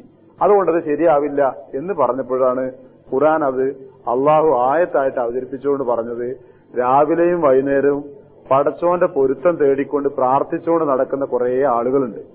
സഹാബിമാരെ മൊത്തത്തിലാണ് ഉദ്ദേശിക്കുന്നത്, പ്രത്യേകിച്ച് അവരിലെ പാവപ്പെട്ട ആളുകളെ. അവരുടെ കൂടെ നീ ഉറച്ചു നിന്നേ പറ്റൂ. എന്നിട്ട് ആവർത്തിച്ചു, ഈ ഭൗതിക സുഖത്തിന്റെ ഭംഗിയും മോടിയും ലഭിക്കാൻ വേണ്ടി, സ്റ്റാറ്റസും നിലവാരമൊക്കെ കിട്ടാൻ വേണ്ടിയിട്ട് ആ ആളുകളെ അടുത്ത് നീ നോക്കാതെയും പരിഗണിക്കാതെയും നിൽക്കരുത്. ഇവരെ കൂടെ ഒക്കെ നടന്നാല് ഇതിനെപ്പറ്റി മറ്റുള്ളവരെന്ത് കരുതും എന്ന് വിചാരിച്ചിട്ട് നീ ഇവരെ അവഗണിക്കുന്നൊരു സാഹചര്യം ഉണ്ടാകരുത്. പിന്നെ പറഞ്ഞത്, ചില മനുഷ്യന്മാരുണ്ട് ഇവിടെ ഖുർആൻ തീരെ ശ്രദ്ധിക്കാത്ത ആളുകൾ. അവരെ വാക്ക് കേൾക്കാനാണ് നീ പോകുന്നത്. തന്നിഷ്ടം മാത്രമേ അവർ പിൻപറ്റൂ, അതേ അവർ സ്വീകരിക്കൂ. അവരെയാ നീ പിൻപറ്റുന്നത്. എന്തിലും അതിര് കവിഞ്ഞ് ജീവിക്കുന്ന കുറെ ആളുകളുണ്ട്, അവരെയാണോ നീ പിൻപറ്റുന്നത്? അവരെ നീ പിൻപറ്റുകയും വേണ്ട എന്ന് പറഞ്ഞു. നബി സല്ലല്ലാഹു അലൈഹി വസല്ലം 100% പാലിച്ചു എന്ന് എല്ലാവർക്കും അറിയാലോ. അബ്ദുല്ലാഹി ഇബ്നു മക്തൂം റളിയല്ലാഹു അൻഹുവിന്റെ ആ സംഭവത്തിന് ശേഷം അദ്ദേഹം പിന്നീട് എപ്പോഴെങ്കിലും കടന്നു വരുമ്പോഴേ നബി പറയാറുണ്ടായിരുന്നത്, അബ്ദുല്ലാഹിനൊത്തും വരുന്നുണ്ട്, പടച്ചോൻ അദ്ദേഹത്തിന്റെ കാര്യത്തിൽ എന്നെ ഒരിക്കൽ തന്നെ ആക്ഷേപിച്ചതാണ്, ഇനി ഒരിക്കൽ ആക്ഷേപിക്കാൻ ഇടണ്ടാക്കരുത്. എന്താ അബ്ദുല്ലാഹിനൊത്തും താങ്കൾ ആവശ്യം? ഇതായിരുന്നു നബിയുടെ അങ്ങോട്ടുള്ള അന്വേഷണം. എന്നെക്കാളേറെ നിങ്ങൾക്കറിയാം ആ കാര്യങ്ങൾ, സംഭവങ്ങൾ. നബി അത് പാലിച്ചിട്ടുണ്ട്. നബി അത് പാലിക്കാത്തത് കൊണ്ടൊട്ടല്ല താൻ അള്ളാഹു ഈ ആയത്തിറക്കിയത്, മറിച്ച് സമൂഹം ഓർക്കട്ടെ ഈ ഒരു സാഹചര്യം. അതാണ് അപ്പൊ നമ്മൾ ഈ ആയത്ത് വായിക്കുന്നത് കേട്ടാൽ നബിക്കും കണ്ടങ്ങനെ വിചാരം ഉണ്ടായിരുന്നു, ഈ പാവങ്ങളൊക്കെ ഒന്ന് മാറ്റിപ്പായിച്ചിട്ട് ഒരു നിലവാരമുള്ളവനായി നടക്കാനാണ് മോഹറ്റ് നബിക്കുണ്ടായിരുന്നോ?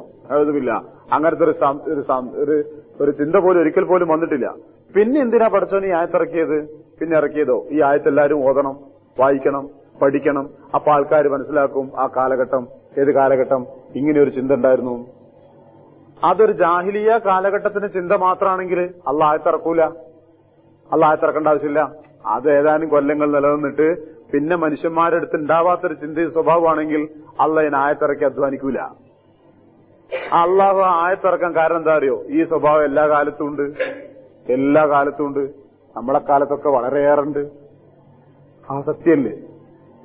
ആളുകൾക്ക് അതാണ് പലപ്പോഴും വേണ്ടത്. കുറെ അങ്ങനെ എത്തിക്കഴിഞ്ഞാൽ പിന്നീട് സമൂഹത്തിലുണ്ടാവുന്ന ഒരു നിലവാരം, എന്താ അതിന് വേറെ വാക്ക്, നിലവാരം തന്നെ, ഒരു അംഗീകാരവും നിലവാരവും എല്ലാം കൂടി ഉണ്ടാവണം എന്നാണ്. ആ നിലവാരത്തിന് പല കളികളും കളിക്കും അയാള്. വേഷം കെട്ടി നോക്കും, പല ജാതി വേഷങ്ങൾ. പലപ്പോഴും അതിന്റെ പിന്നിലുള്ള വികാരം എന്താ? അംഗീകരിക്കപ്പെടാനും ഒരു നിലവാരവും മഹിമയും ലഭിക്കാൻ വേണ്ടിയിട്ടാണ്. പരിഹാസമല്ല, ആലോചിച്ച് നോക്കും നിങ്ങൾ, പലപ്പോഴും ഉണ്ടാകുന്ന അവസ്ഥ ആണല്ലോ. അതാണ്. പിന്നെ പല രീതികളും സ്വീകരിക്കും. ഭക്ഷണത്തിലാവട്ടെ മറ്റു കാര്യങ്ങളിലാവട്ടെ പല സമ്പ്രദായങ്ങളും അയാൾ പിൻപറ്റും, അനുകരിക്കും. എന്തിനാ? താനും ഒരു നിലവാരമുള്ള കൂട്ടത്തിലാണ് എന്നായി കിട്ടാൻ വേണ്ടി. അതുപോലെ തന്നെ അയാൾക്കുണ്ടാകുന്ന മറ്റൊരു ഭാവമാണ്, അയാൾ പലപ്പോഴും ആളുകളുമായിട്ട് ബന്ധപ്പെടാൻ, സാധാരണക്കാരെന്നൊക്കെ പറഞ്ഞവരുമായി ബന്ധപ്പെടാനോ സലാം പറയാനോ പറഞ്ഞാൽ തന്നെ മടക്കാനോ ഒന്നും താല്പര്യം കാണിക്കാതെ ഞാനൊരു വേറിട്ടവനാണ് എന്നൊരു ചിന്താഗതി ഉണ്ടാക്കി തീർക്കാൻ വേണ്ടി ശ്രമിക്കും. ഇത് വളരെ പ്രകടമാണ്. നമ്മുടെ നാട്ടിലെ ലയൺസ്, റോട്ടറി തുടങ്ങിയുള്ള ആ ക്ലബ്ബുകൾ ഒരു പട്ടിക ഉണ്ടല്ലോ, വൈസ് മെൻസ് തുടങ്ങിയുള്ള കുറെ ആളുകൾ. അത് നോക്കൂ നിങ്ങൾ. ഞങ്ങൾ നിങ്ങളുടെ കൂട്ടത്തിലെ സിംഹങ്ങളാണ്. ഈ സിംഹത്തിന്റെ, ഈ ഏരിയയിലെ സിംഹത്തിന്റെ രാജാവ് ഞാൻ, സിംഹിണികളുടെ രാജാവ് നീ, രാജ്ഞി നീ. നോക്കൂ നിങ്ങൾ, ആ ഭാവം ഈ മനുഷ്യർ സ്വയം സമ്മതിക്കുകയാണ്, ഞങ്ങൾ വേറിട്ടവരാണ്. പിന്നെ സിയോണിസത്തിനെ പറ്റിയൊക്കെ പഠിപ്പിക്കുന്ന പുസ്തകങ്ങളിൽ, ചർച്ചകളിൽ, പാഠങ്ങളിൽ സിയോണിസത്തിന്റെ സമാന്തരമായി നീങ്ങുന്ന മറ്റൊരു ചിന്താഗതി മാസൂനിസം എന്ന് പറയുന്ന അതിന്റെയൊക്കെ പാഠങ്ങളിൽ കാര്യമായി കാണുന്ന ഒരു വിഷയം, ഈ റോട്ടറി ഇന്നർവ്യൂയിൽ തുടങ്ങി പറയപ്പെടുന്ന ഇതൊക്കെ ജൂതായിസത്തിന്റെയും സിയോണിസത്തിന്റെയും സന്തതികളാണ് എന്ന് പറഞ്ഞുകൊണ്ട് വളരെ വലിയ മുന്നറിയിപ്പ് നൽകുന്ന പുസ്തകങ്ങളും ലേഖനങ്ങളും കാണാം. എന്റെ ഓർമ്മയിൽ, വിഷമം വിചാരിക്കില്ലല്ലോ, നാട്ടിൽ ഷബാബ് പിന്നെ ഇറങ്ങിയ ആദ്യ അവസരത്തിൽ അതിന്റെ ആദ്യത്തെ ലക്കത്തിലെ മുഖലേഖനം ഈ വിഷയവുമായി ബന്ധപ്പെട്ട ഒന്നാമതായി ഷബാബ് വാരികയായിട്ട് ആദ്യമായി പ്രസിദ്ധീകരിക്കുന്ന സമയത്ത് അതിൽ ഒന്നാമത്തെ മുഖലേഖനം ഈ വിഷയവുമായി ബന്ധപ്പെട്ടു. നിങ്ങൾ ഈ തരം വല്ല ക്ലബ്ബുകളിലും അംഗങ്ങളാണെങ്കിൽ ശ്രദ്ധിക്കാമെന്ന് പറഞ്ഞു. എന്താ കാരണം അറിയോ? അത് സത്യമാണ്. ആ ആളുകള് ലേശം വിദ്യാഭ്യാസമുള്ള കുറച്ച് ആളുകൾ, ഭേദപ്പെട്ട ജോലി ചെയ്യുന്ന കുറച്ച് ആളുകൾ, മുസ്ലിം സമൂഹത്തിലെ ആളുകളാന്ന് നോക്കുക, ആ ആളുകൾ പ്രത്യേകം ഇങ്ങനെ ഒരു പേരൊക്കെ വിളിച്ചൊരു വേറിട്ടൊരു ഗ്രൂപ്പാക്കി മാറ്റുമ്പോൾ അവർ പിന്നെ ആ ഒരു ലോകത്താണ്, ആ ഉന്നതന്മാരുടെ ലോകത്ത് മാത്രമാണ് അവർ പിന്നെ ബന്ധപ്പെടുന്നത്. അവർ പലപ്പോഴും നക്കാപ്പിച്ചകളും സഹായങ്ങളും സാമൂഹ്യക്ഷേമ പ്രവർത്തനങ്ങളുമായി പുറത്തു വരും. അതും അവരുടെ മേൽവിലാസം വർദ്ധിപ്പിക്കാൻ വേണ്ടി മാത്രമാണ്. അവർക്ക് ഈ സമൂഹത്തിലെ ബാക്കി ആളുകളുമായി യാതൊരു ബന്ധവുമില്ല. ജുമക്ക് വരണമെന്നില്ല, പള്ളിയിൽ വരണമെന്നില്ല, പള്ളികളിൽ ബന്ധപ്പെടുന്ന വിഷയങ്ങളുമായി അവർ കൂടിയാലോചിക്കണമെന്നില്ല. സമൂഹത്തിലെ ഒരു സാധാരണ അംഗമായി കിട്ടാൻ അവരെ പലപ്പോഴും ലഭിക്കില്ല. അവർ അതിന്റെയൊക്കെ ഉപരിയായി വേറെ ലോകത്ത് അങ്ങനെ നടക്കുന്നതാണ്. അതുകൊണ്ടുണ്ടാകുന്ന അനുഭവം എന്താണെന്നറിയോ? ദുരനുഭവം എന്താണെന്നറിയോ? നമ്മുടെ സമൂഹത്തെപ്പറ്റി ആലോചിച്ച് നോക്കും നിങ്ങൾ. ഈ തരം ഭേദപ്പെട്ട സ്ഥാനങ്ങളിൽ എത്തിപ്പെടുന്ന ആളുകൾ വളരെ കുറവാണ്. ദേശം ഭേദപ്പെട്ട ഇത്തരം ഉന്നത സ്ഥാനങ്ങളിൽ എത്തിപ്പെടുന്നവര് വളരെ കുറവാ സമൂഹത്തിൽ. ആ ആളുകൾ കയറിപ്പോയ വഴികളും അവരവിടെ എത്തിപ്പെടാൻ സാധിച്ച മാർഗങ്ങളെപ്പറ്റിയും പിന്നാലെ വരുന്നവർക്ക് ചൊല്ലിക്കൊടുക്കാനുള്ള വാതിലുകൾ മുഴുവൻ അടയപ്പെടാം. അവർ വേറെ ലോകത്താണ്. അതൊരിക്കലും ഇങ്ങോട്ട് ബന്ധപ്പെടുന്നില്ല. അതുകൊണ്ട് തന്നെ ആ വഴികളിലൂടെ മറ്റാരും കയറി പോകാൻ കഴിയുന്നില്ല. അവരെ കൊണ്ട് അവർ അവസാനിക്കുകയും ചെയ്തു. ചിലപ്പോൾ ഇതുവരെ സംഭവിച്ചുകൊണ്ടിരുന്നത് ഇപ്പോൾ സംഭവിക്കുന്നതാണ്. നേരെ മറിച്ച് മറ്റു സമൂഹങ്ങൾ അവർക്ക് അവരുടെ മതാചാര്യന്മാരുമായിട്ടൊക്കെ കുറച്ചുകൂടി മറ്റൊരു കടപ്പാടും ബന്ധവും ഉള്ളതുകൊണ്ട് അവർ കുറച്ചുകൂടി ആ കാര്യത്തിൽ വിജയിക്കാൻ സാധിച്ചിട്ടുണ്ട്. നമ്മളെ സംബന്ധിച്ച് കാണാൻ വളരെ വിഷമിച്ച ചില ആൾക്കാർ കയറി മേലോട്ട് പോകും. സമൂഹം ഇങ്ങനെ സന്തോഷത്തോടെ കാത്തിരിക്കും അയാൾ കയറി വരുന്നത് സന്തോഷത്തോടെ. അവർക്കൊന്നും കിട്ടിയിട്ടില്ല. നമ്മളൊരാള് അത്രയേ ഉള്ളൂ. പത്രം കണ്ടാല് അവരെ പറ്റി കേട്ടാല് നമ്മളൊരാൾ ഇന്നൊരു സ്ഥാനത്തുണ്ടല്ലോ എന്നിങ്ങനെയാണ്. ഈ ഇരുത്തം വന്നു കഴിഞ്ഞാൽ പിന്നെ അയാൾ ഇങ്ങോട്ട് തിരിഞ്ഞു നോക്കുക പോലുമില്ല. അയാൾ വേറെ ലോകത്ത് ഇങ്ങനെ നടക്കുന്നതാണ്. ഇത് മുസ്ലിങ്ങളെ പരാജയപ്പെടുത്താൻ ഉപയോഗപ്പെടുത്താവുന്ന വലിയൊരു ഘടകമാണെന്ന് റബ്ബിന് അറിയുന്നത് കൊണ്ട് തന്നെയാണ് ആ മക്കാ മുശ്രിക്ക് നബി സല്ലല്ലാഹു അലൈഹി വസല്ലമയോട് ചോദിച്ച ഒരു കാര്യം എന്ന നിലക്ക് മാത്രമായിട്ടല്ല, ഇതിന് വിലയുള്ളത് കൊണ്ടാണ്, ആവർത്തിക്കപ്പെടുന്ന ഒരു ചിന്തയായതുകൊണ്ടാണ് പടച്ചോൻ പറഞ്ഞ ഇതാ രാവിലെയും വൈകുന്നേരം പടച്ചോന്റെ പൊരുത്തം ആഗ്രഹിച്ചുകൊണ്ട് പ്രാർത്ഥിച്ചുകൊണ്ട് നടക്കുന്ന കുറെ അനുയായികളുടെ തന്റെ കൂടെ. ഈ കാരണവന്മാരെയും പ്രധാനികളുടെയും വിഐപികളുടെയും അഭിപ്രായം കേട്ടിട്ടേ ഈ ആളുകളെ വിട്ടിട്ട് നീ മറ്റവരെ കൂടെ കൂടാൻ പോകരുത്. നിന്റെ കണ്ണുകൾ ഇവരിൽ നിന്ന് മാറിപ്പോക പോലും ചെയ്യരുത്. ആ പ്രയോഗം ശ്രദ്ധിച്ചോ നിങ്ങൾ? ഒരവഗണനയുടെ ഒരു രീതി പോലും നിങ്ങളുണ്ടാവരുത്. എപ്പോഴും നിങ്ങൾ തന്നെ എന്റെ കൂടെ, എപ്പോഴും നിങ്ങൾക്ക് രാവിലെ വന്നുകൂടായിരുന്നു, നിങ്ങൾ ഈ നേരത്തെ വരണോ എന്നൊരു ഭാവത്തിൽ ഇവരുടെ പെരുമാറുക പോലും ചെയ്യരുത്. എന്നിട്ട് പിന്നെ നിങ്ങൾ ആരെ കൂടെ പോകാൻ വിചാരിക്കുന്നത്? ഖുർആൻ അവഗണിക്കുന്ന ആളുകളുടെ വാക്കുകൾ കേൾക്കാനാ? പിന്നെ തന്നിഷ്ടം മാത്രം പിൻപറ്റി ജീവിക്കുന്ന ഈ ആളുകളെ പിൻപറ്റാനാ? ഏത് ജീവിതത്തിന്റെ ഏത് രംഗത്തും അതിര് കവിഞ്ഞ് ജീവിക്കുന്ന ഈ ആളുകളെ പിൻപറ്റാനാണോ നിങ്ങൾ പോകുന്നത്? ആ പറഞ്ഞ പ്രയോഗങ്ങളൊക്കെ ഈ പറയപ്പെടുന്ന ആളുകളെ പറ്റി പലപ്പോഴും ശരിയാണ്. ആയത്തിറങ്ങുന്ന കാലത്ത് മടക്കാ മുശ്രിക്കുകളാണ് അതുകൊണ്ട് ബന്ധപ്പെടുന്നത്. പക്ഷെ ഈ ചിന്താഗതിയുള്ള ആളുകളൊക്കെ അതിൽപ്പെടും. ഒരു ചെറിയ കൺസൾട്ടിങ്ങിന്, ഒരു 10 മിനിറ്റ് നേരത്തെ ഒരു കൺസൾട്ടിങ്ങിന് 100 200 ഫീസ് വാങ്ങിക്കുക, ഉറപ്പിക്കുക. ആരിൽ നിന്നും അല്ലെ? അവരാണ് പിന്നീട് വലിയ വലിയ ക്ലബ്ബുകളുടെ മേൽവിലാസത്തിന് സാമൂഹ്യക്ഷേമം പ്രവർത്തനം നടത്തുന്നത്. അല്ലേ? എന്ത് രീതി അതിനുള്ളത്? അവരത് കണ്ടു കിട്ടാൻ, ഒരു മരുന്ന് കുറിച്ച് കിട്ടാൻ പഠിച്ചെത്തിയ ഒരു വലിയ പേരുള്ള ഒരു സാമർത്ഥ്യമുള്ള ഒരു വൈദ്യരായി മാറിയപ്പോൾ, ഡോക്ടറായി മാറിയപ്പോൾ 5 മിനിറ്റ് നേരത്തേക്ക് അത് സമ്പാദിക്കുന്ന അയാളുടെ ജോലിക്ക് കൂലി വാങ്ങിയിട്ട് വിരോധിക്കല്ലേ ഞാൻ.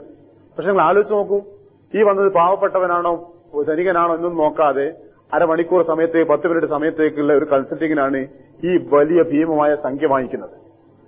അങ്ങനെ പിഴിഞ്ഞുണ്ടാക്കുന്ന കാശിൽ നിന്ന് എടുത്തുകൊണ്ടാണ് പിന്നീട് ഈ കാര്യങ്ങൾക്ക് നീങ്ങുന്നത്. വലിയ വലിയ സേവനങ്ങളായി ഇവർ ചെയ്തു കൂട്ടുന്നത്. ഇപ്പുറത്ത് അവരുടെ കാശിന് യാതൊരു തകരാറും വരാത്ത വിധം അവർ വാരിക്കൂട്ടുകയും ചെയ്യുന്നുണ്ട്.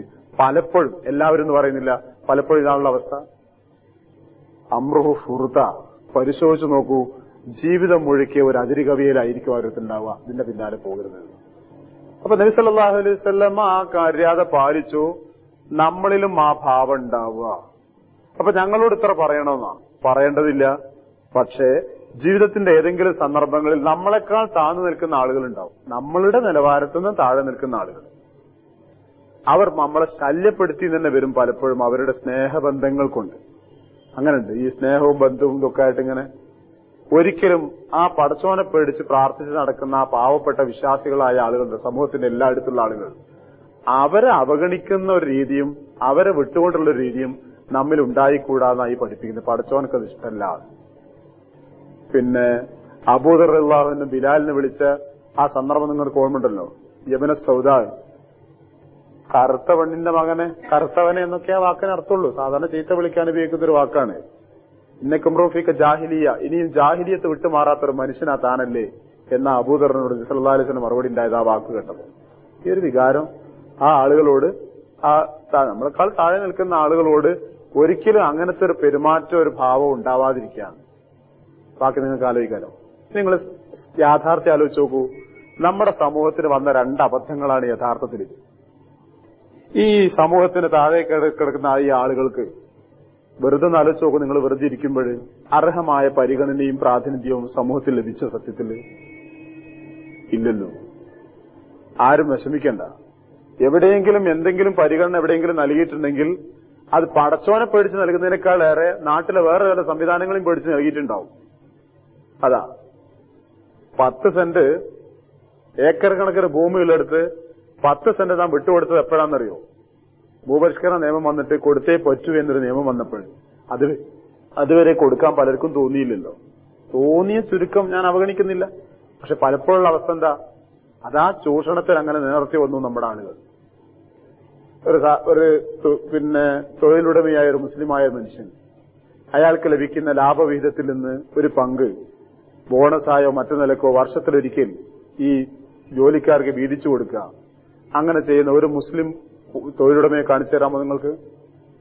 മുസ്ലിമാ, വലിയ ഭക്തനാ, എന്നാ വലിയ വാലിമാന്നുള്ള പലപ്പോഴും അനുഭവം അല്ലേ? വലിയ വാലിമ അനുഭവം.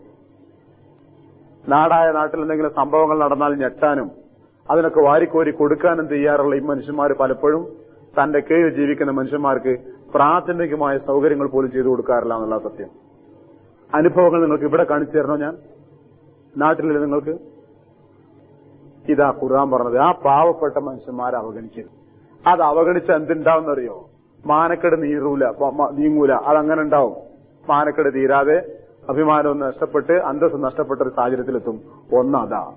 ഈ പാവപ്പെട്ട മനുഷ്യന്മാരെ കൂടെ നിന്നോ, ആ പാവപ്പെട്ട മനുഷ്യന്മാരെ വിചാരിച്ചിട്ടെങ്കിലും റബ്ബിന്റെ ഒരു തൗഫീഖും സഹായം കൂടെ വരും. ആ സഹായം രക്ഷയായി ഉണ്ടാവും. മാത്രമല്ല, ആ ആളുകൾക്കൊരു പ്രത്യേകത ഉണ്ട്. എന്താണെന്നറിയോ? അവരിഷ്ടപ്പെടുകയും സ്നേഹിക്കുകയും ചെയ്യുമ്പോൾ അത് ആത്മാർത്ഥമായിട്ടായിരിക്കും മിക്കപ്പോഴും. 99%. അവരിൽ കാപ്പട്യം വളരെ കുറവേ ഉണ്ടാവുള്ളൂ. ഒന്ന് പരിശോധിച്ച് നോക്കൂ. അവർക്ക് നാട്യങ്ങളില്ല. സ്നേഹമാണോ സ്നേഹം, വെറുപ്പാണോ വെറുപ്പ്. ഇതാണ് പലപ്പോഴും ആ നിലവാരത്തിൽപ്പെട്ട ആളുകൾക്ക് ഉണ്ടാവുക. അവരൊരാളെ ഇഷ്ടപ്പെട്ടു കഴിഞ്ഞാൽ ആ ആൾക്ക് വേണ്ടി, ആ ആദർശത്തിന് വേണ്ടി മരിക്കാൻ അവർ സന്നദ്ധരാണ്. നമ്മൾ കാണാറുണ്ടല്ലോ അങ്ങനത്തെ ആളുകളെയും അനുഭവങ്ങളെയൊക്കെ. അവിടെ തന്നെയാണ് ആ വിജയം ഉണ്ടാവുക. ഒന്ന് എന്താ അപ്പൊ ഞങ്ങളോട് പറഞ്ഞിട്ട് സക്കാത്ത് പ്രധാനമായിട്ട്, അതുപോലെ സമൂഹത്തിൽ നൽകപ്പെടേണ്ട പരിഗണന, ആ പള്ളിയിലെ മുഅദ്ദിനോടൊക്കെ നമ്മൾ കാണിക്കുന്ന ഒരു തരം നിലവാരം കെട്ട പെരുമാറ്റമില്ലേ? നമ്മളൊക്കെ തന്നെ സുഖമല്ലല്ലോ. മാന്യമായ ഒരു ജോലി ചെയ്യുന്ന മനുഷ്യനല്ലേ നാട്ടിലത്? അയാൾക്ക് മാന്യമായ ശമ്പളം കൊടുക്കണ്ടേ? പലപ്പോഴും പറഞ്ഞിട്ടുണ്ട് ഞാൻ. പക്ഷെ ആലോചിച്ച് നോക്കൂ നിങ്ങൾ, അയാൾക്ക് അതിന് അർഹമായ ശമ്പളം നൽകണ്ടേ? നമ്മൾ സമയം കണക്കൂട്ടി 5 വാങ്ങ് കൊടുക്കാൻ അത്ര നേരം സമയമൊന്നും വേണ്ട, ശരിയാ. പക്ഷെ സമാധാനത്തോടെ ഉറങ്ങാനും കൂടി കയ്യിലെല്ലാം മനുഷ്യന് എപ്പോഴും ഇയാൾക്ക് പേടി അടുത്ത ബാങ്കിന് സമയമായോ? ഇങ്ങനത്തെ ഒരു മനുഷ്യൻ വേറെ ഉണ്ടാവില്ല ദുനിയാവിൽ. നിങ്ങൾ ആലോചിച്ച് നോക്കിയിട്ടുണ്ടോ? ഒരു ഉറപ്പോ ഇയാൾക്കും സമാധാനത്തോടെ കിട്ടില്ല. പള്ളി പോയില്ലെങ്കിലും ബാങ്ക് നേരം തെറ്റിയാൽ അവർ ചോദിക്കും ചെയ്യല്ലോ, നിങ്ങളെന്നെ വാങ്ങ് കൊടുക്കാൻ. ഈ മനുഷ്യന് നമ്മൾ കൊടുക്കുന്ന സംഖ്യ എത്ര അറിയോ? 30 റുപ്യ, 300 റുപ്യ. 30 5 കൊല്ലം മുമ്പാണെങ്കിൽ ഇപ്പൊ 300 ഉണ്ടാവും. എന്താവാൻ അയാൾക്ക് ഇതുകൊണ്ട്? ആലോചിച്ച് നോക്കൂ നിങ്ങൾ. അയാൾക്ക് വേറെല്ലാം പണിക്കും പോയിക്കൂടെ? എന്നാ വല്ലാക്കാൻ ആരാ പണിക്ക് നിർത്ത കൂട്ടര്? വല്ലാക്കാൻ ആരാ പണിക്ക് നിർത്തുക? നിങ്ങളെ വീട്ടിൽ പണിക്ക് വല്ലാക്കാനെ വിളിക്കോ? അതിന്റെ കൂലിപ്പണിക്ക് വല്ലാക്കാനെ വിളിച്ചത് അത് വേണ്ടില്ലേ നീന്നറ് അല്ലേ? അയാൾക്കൊരു പണി അറിയാന്നുണ്ടെങ്കിൽ പണി കൊടുക്കൂലല്ലോ. അയാളെ കടയിൽ പണിക്ക് നിർത്തുവോ? വേറെ പണിയും കൊടുക്കൂല. അയാൾക്ക് മാനേ ശമ്പളം കൊടുക്കോ? അവിടെ കൊടുക്കൂല. ഈ മനുഷ്യൻ തൊണ്ട അടക്കുന്ന ഒരു കാലഘട്ടത്തിൽ വലിച്ചെറിയും മനുഷ്യന്. എന്തെങ്കിലും കൊടുക്കും മനുഷ്യന്, റബ്ബ് വിടൂലെന്ന് ഉറപ്പാ. ഞങ്ങളാ നാട്ടിൽ പോയി കുരച്ച് തുപ്പിയിട്ട് കട്ടിക്കിടക്കുന്ന കുറെ മല്ലന്മാരുണ്ടാവും നമ്മളെ നാട്ടിൽ. ഓല് അയ്യല സ്ഥല അയ്യലൽ ഫലാന്ന് നേരം സമയം കാലാവസ്ഥ നോക്കാതെ സമൂഹത്തിന് വേണ്ടി വിളിച്ചു പറഞ്ഞ കുറെ മനുഷ്യന്മാർ. നന്ദി കെട്ടൊരു വർഗമല്ലേ ഈ സമൂഹം. നമ്മൾ ആലോചിച്ച് നോക്കൂ. ആ ആളുകളെ ശരിക്കും പരിഗണിക്കണം നമ്മൾ. നിങ്ങൾ ആലോചിച്ച് നോക്കൂ. പാതിരാത്രിക്കും നല്ല തണുപ്പത്തും നല്ല മഴയത്തും ഒക്കെ ഈ മനുഷ്യന്മാർ നീന്തി വന്നിട്ട് ആ പള്ളിയിൽ കയറിയിട്ട് വാങ്ങി കൊടുത്തിട്ടുണ്ട്. പടച്ചോനെ പേടിച്ചിട്ട്. നമ്മളാരും കൊടുക്കുന്നത് പേടിച്ചിട്ടല്ല. അവർക്കതിന്റെ അർഹമായ പ്രതിഫലം ലഭിക്കുകയും ചെയ്യാൻ സംശയമില്ല. പക്ഷെ ആ ആളുകളോട് സമൂഹത്തിനൊരു കടപ്പാടുണ്ടായിരുന്നില്ലേ? അത് ചെയ്തില്ലല്ലോ. ഒരു ഉദാഹരണം ഞാൻ പറഞ്ഞത്. ഇതുപോലെ സമൂഹത്തിൽ ആ കാണപ്പെടുന്ന ആളുകൾ, ആ തരത്തിൽ നിൽക്കുന്ന ആളുകൾ വേറെയുണ്ട്. ആ ആളുകളോടുള്ള ബന്ധം നമ്മൾ കാണിക്കുന്നതിൽ വീഴ്ച വന്നിട്ടുണ്ടെന്ന് ഓർമ്മിക്കുക. പോരായ്മ വന്ന് പരിശോധിക്കാൻ വേണ്ടിയിട്ടാണ് ചൂണ്ടിക്കാണിച്ചത്. മറ്റൊന്ന് ഖുർആൻ ഈ ആയത്തിന്റെ അവസാനം പറഞ്ഞ ഭാഗം നോക്കൂ നിങ്ങൾ. ഖുർആൻ പരിഗണിക്കാത്ത മനുഷ്യന്മാര്, തന്നിഷ്ടം മാത്രം പിൻപറ്റുന്ന ആളുകൾ, ജീവിതത്തിൽ അതിര് കവിഞ്ഞ് ജീവിക്കുന്ന ആളുകൾ, അവരെ അനുസരിക്കരുതെന്ന് പറഞ്ഞു. പക്ഷെ പലപ്പോഴും നമ്മൾ അവരെയാണല്ലോ അനുസരിക്കാറ്. ഞാൻ പറഞ്ഞുതരാം. അപ്പൊ നമ്മുടെ പൊതുവായ മുസ്ലിം സമൂഹത്തിന്റെ പൊതുവായ പ്രശ്നങ്ങളെ പറ്റി ചർച്ച ചെയ്യുകയും എഴുതുകയും വാദോരാതെ വിളിച്ചു പറയുകയൊക്കെ ചെയ്യുന്ന കുറെ ആളുകളില്ലേ? ഓരോട് നിങ്ങൾ ഖുർആൻ ഇങ്ങനെ ഉണ്ടെന്ന് പറഞ്ഞു നോക്കി, ഖുർആൻ കൊണ്ടുപോയാ അവിടുന്ന്. ഖുർആൻ ഒന്നും പ്രശ്നമില്ല. ഒരു സമൂഹത്തിന്റെ സ്നേഹികളാണ്. ഖുർആൻ നിങ്ങൾക്ക് പ്രശ്നമില്ല. ഖുർആൻ ആയത്തുകൾക്ക് പ്രശ്നമില്ല. പ്രവാചക ചര്യ പ്രശ്നമില്ല. അതിന് ആ നിലക്കൊന്നുമല്ല ചിന്തിക്കല്. സാമൂഹ്യമായ അവരുടെ അനുഭവങ്ങളോ അല്ലെ അവരുടെ ബുദ്ധിയോ ചിന്തകളോ മാത്രം വെച്ചുകൊണ്ട് സാമൂഹ്യ പ്രശ്നങ്ങളെ കൈകാര്യം ചെയ്യുകയും പരിഹാരങ്ങൾ നിർദ്ദേശിക്കുകയും ചെയ്യുന്ന പലരുമാണ് പലപ്പോഴും സമൂഹത്തെ നിയന്ത്രിക്കാറുള്ളത്. അവരനുസരിക്കാൻ നടക്കല്ലേ എന്നാ ഖുർആന്റെ നിർദ്ദേശം. നമ്മൾ അനുസരിച്ച് മുഴുവൻ അവരെയാണ് പലപ്പോഴും. അവരെ പിന്നാലെയാ പോയത്. അതാ കിടന്ന് കറങ്ങുന്ന സമൂഹം നിന്നിടത്തന്നെ കുറെ പോയി തോന്നും, എവിടെയും പോയില്ല, പലപ്പോഴും നിൽക്കാം. എല്ലാവരുമല്ല ഇങ്ങനെയല്ലേ പലപ്പോഴും സംഭവിക്കുന്നത്. എല്ലാവരും ഞാൻ കുറ്റം പറയുന്നൊന്നുമില്ല. നിങ്ങൾ പരിശോധിച്ച് നോക്കൂ. വളരെ വാദോരാതെ ഇസ്ലാമിന്റെ മുസ്ലിങ്ങളുടെ പ്രയാസങ്ങളെ പറ്റിയും പ്രശ്നങ്ങളെ പറ്റിയൊക്കെ സംസാരിക്കുന്ന മനുഷ്യനോട് നിങ്ങൾ ഈ കാര്യത്തെ ഖുർആന്റെ വീക്ഷണത്തിൽ മനസ്സിലാക്കാൻ ശ്രമിച്ചിട്ടുണ്ടോ എന്നൊരു വളരെ ലളിതമായൊരു ചോദ്യം ചോദിച്ചു നോക്കൂ വിനയത്തോടെ. അയാൾക്ക് തീരെ ഇഷ്ടപ്പെടില്ല. നിങ്ങൾ ഈ പ്രശ്നത്തെ ഖുർആന്റെ വീക്ഷണത്തിലൂടെ നിങ്ങൾ മനസ്സിലാക്കാനും പരിഹാരം കണ്ടെത്താനും ശ്രമിച്ചിട്ടുണ്ടോ എന്നെങ്കിലും നിങ്ങൾ ഇത്രയൊക്കെ എഴുതിയല്ലോ, ഇത്രയൊക്കെ പറഞ്ഞല്ലോ എന്ന് വളരെ വിനയത്തോടു കൂടി ചോദിച്ചു നോക്കൂ.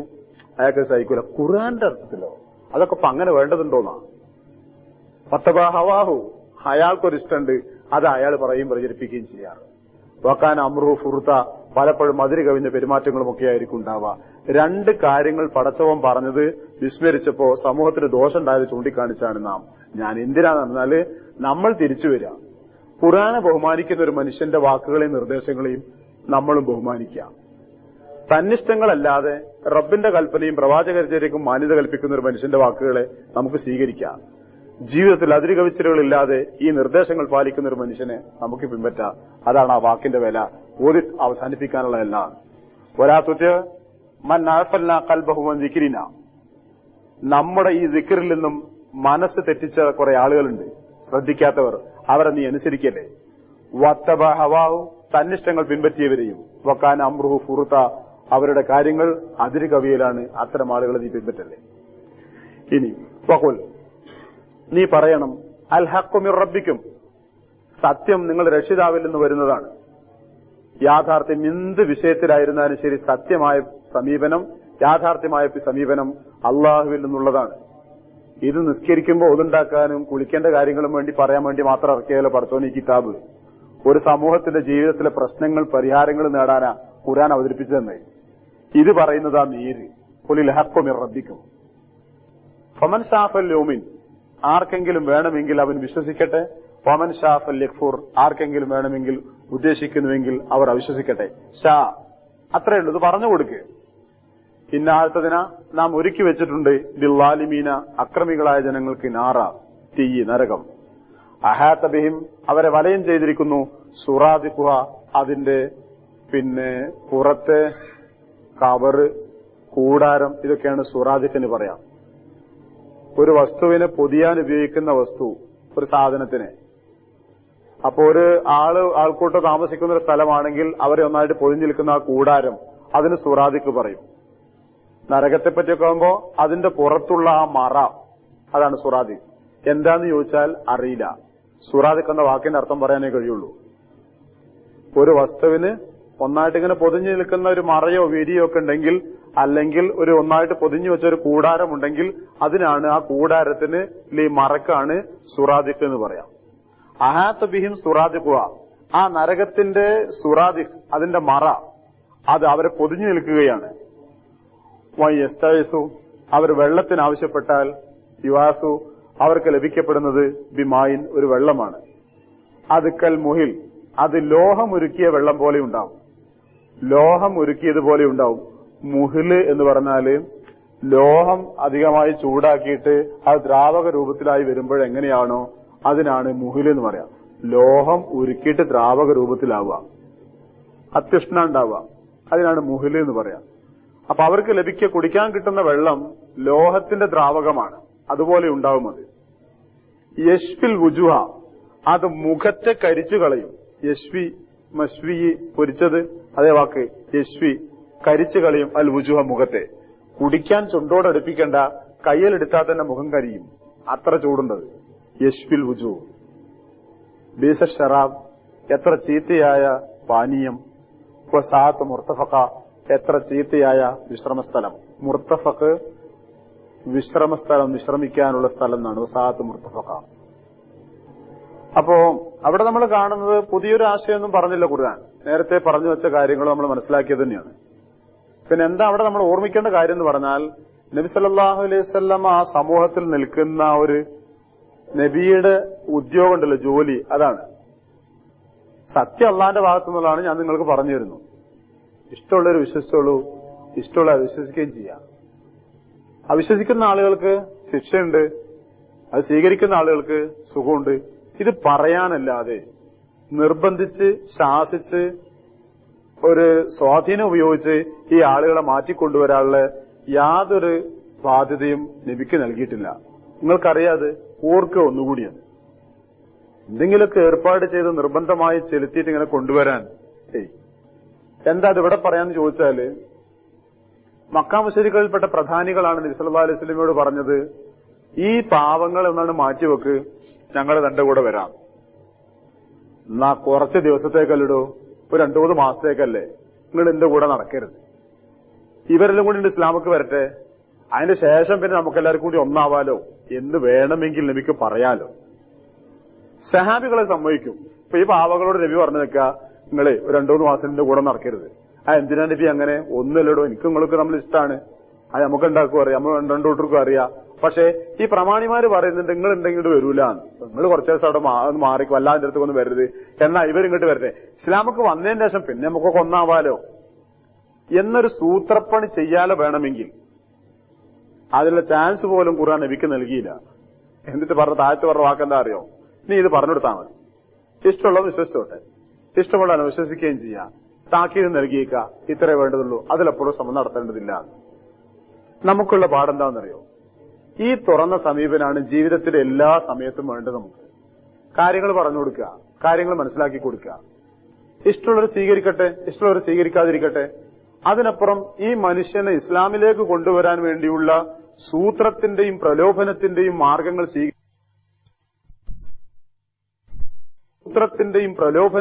മാർഗങ്ങൾ സ്വീകരിക്കാൻ കൽപ്പിക്കപ്പെട്ടവരല്ല നമ്മൾ. ആ മാർഗങ്ങൾ സ്വീകരിക്കുന്ന പല മതക്കാരുണ്ടായിന്ന് വരാം, നമ്മളോട് വിലക്കപ്പെട്ടിരിക്കുന്നു. അങ്ങനെ തന്നെയാണ് നമ്മളെ അവസ്ഥ. ഇപ്പോ ജൂതന്മാർക്ക് വേണമെങ്കിൽ നമ്മുടെ നബിയെ ഇഷ്ടം പോലെ ചീത്ത വിളിക്കാം, അവരിഷ്ടം പോലെ ചെയ്യാറുണ്ട്. പക്ഷെ നമ്മളെ അവസ്ഥ ആലോചിച്ച് നോക്കൂ, നമുക്ക് പകരം മൂസാ നബിനെ ചീത്ത വിളിക്കാൻ പറ്റുമോ? നമുക്ക് അലൈഹിസ്സലാം പറയാൻ പറ്റുള്ളൂ. നിങ്ങൾ ഞങ്ങളെ നബിനെ ചീത്ത വിളിച്ചലടാ എന്നും പറഞ്ഞിട്ട് നമുക്ക് തിരിച്ച് നിങ്ങളെ നബിനെ ഞങ്ങൾ ചീത്ത വിളിക്കും എന്ന് പറയാൻ അള്ളോ അങ്ങനെ പറയാൻ പോലും വയ്യല്ലോ നമുക്ക്. നിങ്ങളെ മൂസാ നബി അലൈഹിസ്സലാം നമുക്ക് പറയാൻ പറ്റുള്ളൂ. ക്രിസ്ത്യാനികൾ നമ്മളെ നബി സല്ലല്ലാഹു അലൈഹി വസല്ലമയെ പറ്റി എന്തെല്ലാം പറയും. പക്ഷെ നമ്മളെ അവസ്ഥ ആലോചിച്ച് നോക്കൂ, തിരിച്ച് ഈസാ നബി അലൈഹി സ്വലാമിനെ ഒന്നും പറയാൻ വയ്യ, അലൈഹിസ്സലാം എന്നല്ലാതെ പറയാൻ വയ്യല്ലോ നമുക്ക്. ഇതാ നമ്മളെ അവസ്ഥ, നമ്മൾ മറക്കരുത്. പ്രലോഭനത്തിന്റെയും ആളുകളെ ദീനിൽ കൂട്ടാനുമുള്ള പല പരിപാടികളും പലരും നടത്താറുണ്ട്. നമ്മളോട് പറഞ്ഞിട്ടില്ല. നമ്മളോട് പറഞ്ഞിരിക്കുന്ന സമീപനം ഈ തത്വവും ശരിയും പറഞ്ഞു കൊടുക്കാം. ഇഷ്ടമുള്ളത് സ്വീകരിക്കട്ടെ, ഇഷ്ടം സ്വീകരിക്കാതിരിക്കട്ടെ. സ്വീകരിച്ചാൽ എന്ത് ഗുണമുണ്ടെന്ന് വെച്ചാൽ ഹൈറുണ്ടെന്ന് പറയാ, സ്വീകരിച്ചില്ലെങ്കിൽ ശിക്ഷയുണ്ടെന്ന് പറയാ, അത്രമാത്രം പറഞ്ഞു കൊടുക്കുക. അതിലപ്പുറമുള്ള മറ്റൊരു വഴിയും താൻ തേടേണ്ടതില്ല എന്നാണ് നബി സല്ലല്ലാഹു അലൈഹി വസല്ലം പറഞ്ഞിരിക്കുന്നത്. ഹിക്മത്ത് എന്നൊരു പ്രയോഗമുണ്ട്. അതെപ്പോഴാന്ന് പറഞ്ഞാൽ ആളുകൾ ചിലപ്പോ ഇങ്ങനെ തടഞ്ഞു നിൽക്കുന്നത്, തുണ്ട് തടഞ്ഞു നിൽക്കാൻ തിരി പോകുന്ന എന്തെങ്കിലും ഒരു കാര്യമായിട്ട്. അതാണ് ഇപ്പൊ ഇബ്രാഹിം നബി അലൈഹി സ്വലാമൊക്കെ ആ വിഗ്രഹങ്ങളെ തല്ലിപ്പൊട്ടിക്കാനൊക്കെ പോയത്. ആൾക്കാർ ഇങ്ങനെ നിൽക്കണ ഇവര് മാത്രം കുരുത്തക്കെടും എന്നാ കുരുത്തക്കെട് എനിക്ക് പറ്റൂല എന്ന് ഞാൻ കാണിച്ചു തരാന്ന് പറഞ്ഞിട്ട് ഇബ്രാഹിം നബി കാണിച്ചു കൊടുത്തിട്ട് അപ്പൊ അത് ബോധ്യപ്പെടേണ്ടവർക്ക് ബോധ്യപ്പെടാവുന്ന ഒരു സാഹചര്യം വന്നു. പിന്നെ ബനൂ സൽമാ ഗോത്രത്തിൽപ്പെട്ട ചില സഹാബികള് അവരെ സമൂഹത്തിലെ ആളുകളോട് പ്രബോധനം നടത്തിയിട്ട് വിശ്വസിക്കാതെ വന്നപ്പോൾ അവരെ അമ്പലത്തിൽ കയറിയിട്ട് വിഗ്രഹങ്ങൾ സ്ഥിരമായി തലകുത്തനെടുത്ത് വെക്കും. എല്ലാ വിഗ്രഹങ്ങളും രാത്രി പോയിട്ട് തലകുത്തനെടുത്ത് വെക്കും. നേരത്തെ ഇവർ അമ്പലത്തിൽ വരുമ്പോൾ വിഗ്രഹങ്ങളൊക്കെ തലകുത്തനെ, ഇതിനേക്കാളും ബേജാറ് വരാനുണ്ടാവും. എല്ലാം കൂടി നേരെയാക്കി വെക്കും. എന്താ ദൈവങ്ങളൊക്കെ തലകുത്തനെ ഇരിക്കുന്നത് കണ്ടിട്ട്. അങ്ങനെ കുറെ ദിവസങ്ങളോളം പോയതിന് ശേഷം ഇവര് ഈ വിഗ്രഹങ്ങളെല്ലാം കൂടി എടുത്തിട്ട് ഒരു കിണറ്റ് കൊണ്ടുപോയി വിളിച്ചെറിഞ്ഞിട്ട് നബിന്റെ അടുത്ത് വന്നിട്ട് പറഞ്ഞു, പ്രവാചകരെ ഞങ്ങളിങ്ങനെ ചെയ്തിരിക്കുന്നു. നബി സമ്മതിച്ചു കൊടുത്തു.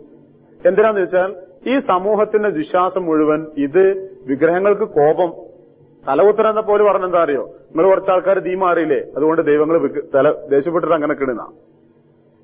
ദൈവങ്ങളെ വരാതെ നിർത്തിയെന്നല്ല പോലെ ചിന്ത വരുന്നത്. ദൈവങ്ങൾക്ക് ദേഷ്യം പിടിച്ചിട്ട് അങ്ങനെ നിൽക്കണമെന്ന് അവൾ അന്നേരം പറഞ്ഞത്. അങ്ങനെ ഉണ്ടാവുക, അങ്ങനെ സംഭവിക്കുള്ളൂ. അങ്ങനെ അവസാനം അതുകൊണ്ട് കിണറ്റിലൊക്കെ ഇട്ടപ്പോ പിന്നെ ആൾക്കാർക്ക് തോന്നി എവിടെ ദൈവങ്ങൾ പോയി നോക്കി തെരഞ്ഞു നോക്കി തരുമ്പോഴാ ഇവര് നല്ലോണം കൂടിക്കൊടുത്തു സഹാബികൾ അതിന്റെ പിന്നാലെ. എന്താ ഈ പറയുന്നത്? എന്നാ പിന്നെ എന്താ ചെയ്യുന്നത്? വരി മക്കത്ത് നമ്മൾ നബിന്റെ അടുത്ത് പോയി നോക്കാറിന്. അത് നബി അംഗീകരിച്ചു കൊടുത്തു. ആ പ്രവർത്തനം അത് ഹിക്മത്താണ്. അത് അങ്ങനത്തെ ചില പോയിന്റുകൾ വരുന്ന സമയത്ത് മാത്രമാണ് അത് വരുന്നത്. അപ്പോഴാണ് അതിന് ഹിക്മത്ത് എന്ന് പറയുള്ളൂ. ഈ പറയുന്നത് പ്രലോഭനമുണ്ടല്ലോ, ആളുകളെ ദീനിലേക്ക് കൂട്ടിക്കൊണ്ടുവരാൻ വേണ്ടിയുള്ളത്, അങ്ങനത്തെ ഒരു ഇതിനെപ്പറ്റി പറഞ്ഞിട്ടില്ല. ഇനി നരകത്തെ പറ്റി പറയുമ്പോൾ ഖുർആൻ ഓരോ ഭാഗത്ത് അതിന്റെ ഓരോ വശങ്ങൾ പറഞ്ഞിട്ടാ തീർത്തത്. ഒരധ്യായം മാത്രം പറഞ്ഞ് നരകം പറഞ്ഞിരിക്കുകയാണെങ്കിൽ ആളുകൾക്കോട്ട് വായിക്കൂല, വായിച്ച് മനസ്സ് തട്ടൂല. ഇവിടെ ഖുർആൻ പറഞ്ഞത് അഹാത്ത ബിഹിം സുറാദിഖുഹാന, അതിന്റെ മറ, ആ നരകത്തെ പൊതിഞ്ഞു നിൽക്കുന്ന അതിന്റെ മറ അല്ലെ അതിന്റെ കൂടാരം ഈ ആളുകളെ വലയം ചെയ്തിരിക്കുകയാണ് എന്ന് പറയുമ്പോൾ രക്ഷപ്പെടാനുള്ള യാതൊരു പഴുതുമില്ലാതെ ഈ മനുഷ്യന്മാരൊക്കെ ആ തീയിനുള്ളിൽ തന്നെയാണ്, നരകത്തിനുള്ളിൽ തന്നെയാണ്. റബ്ബ് കാക്കട്ടെ എന്ന് പറഞ്ഞു പോകണമെന്നാണല്ലോ പറഞ്ഞിരിക്കുന്നത്. നമ്മളോട് രക്ഷയ്ക്ക് വേണ്ടി പ്രാർത്ഥിക്കണം.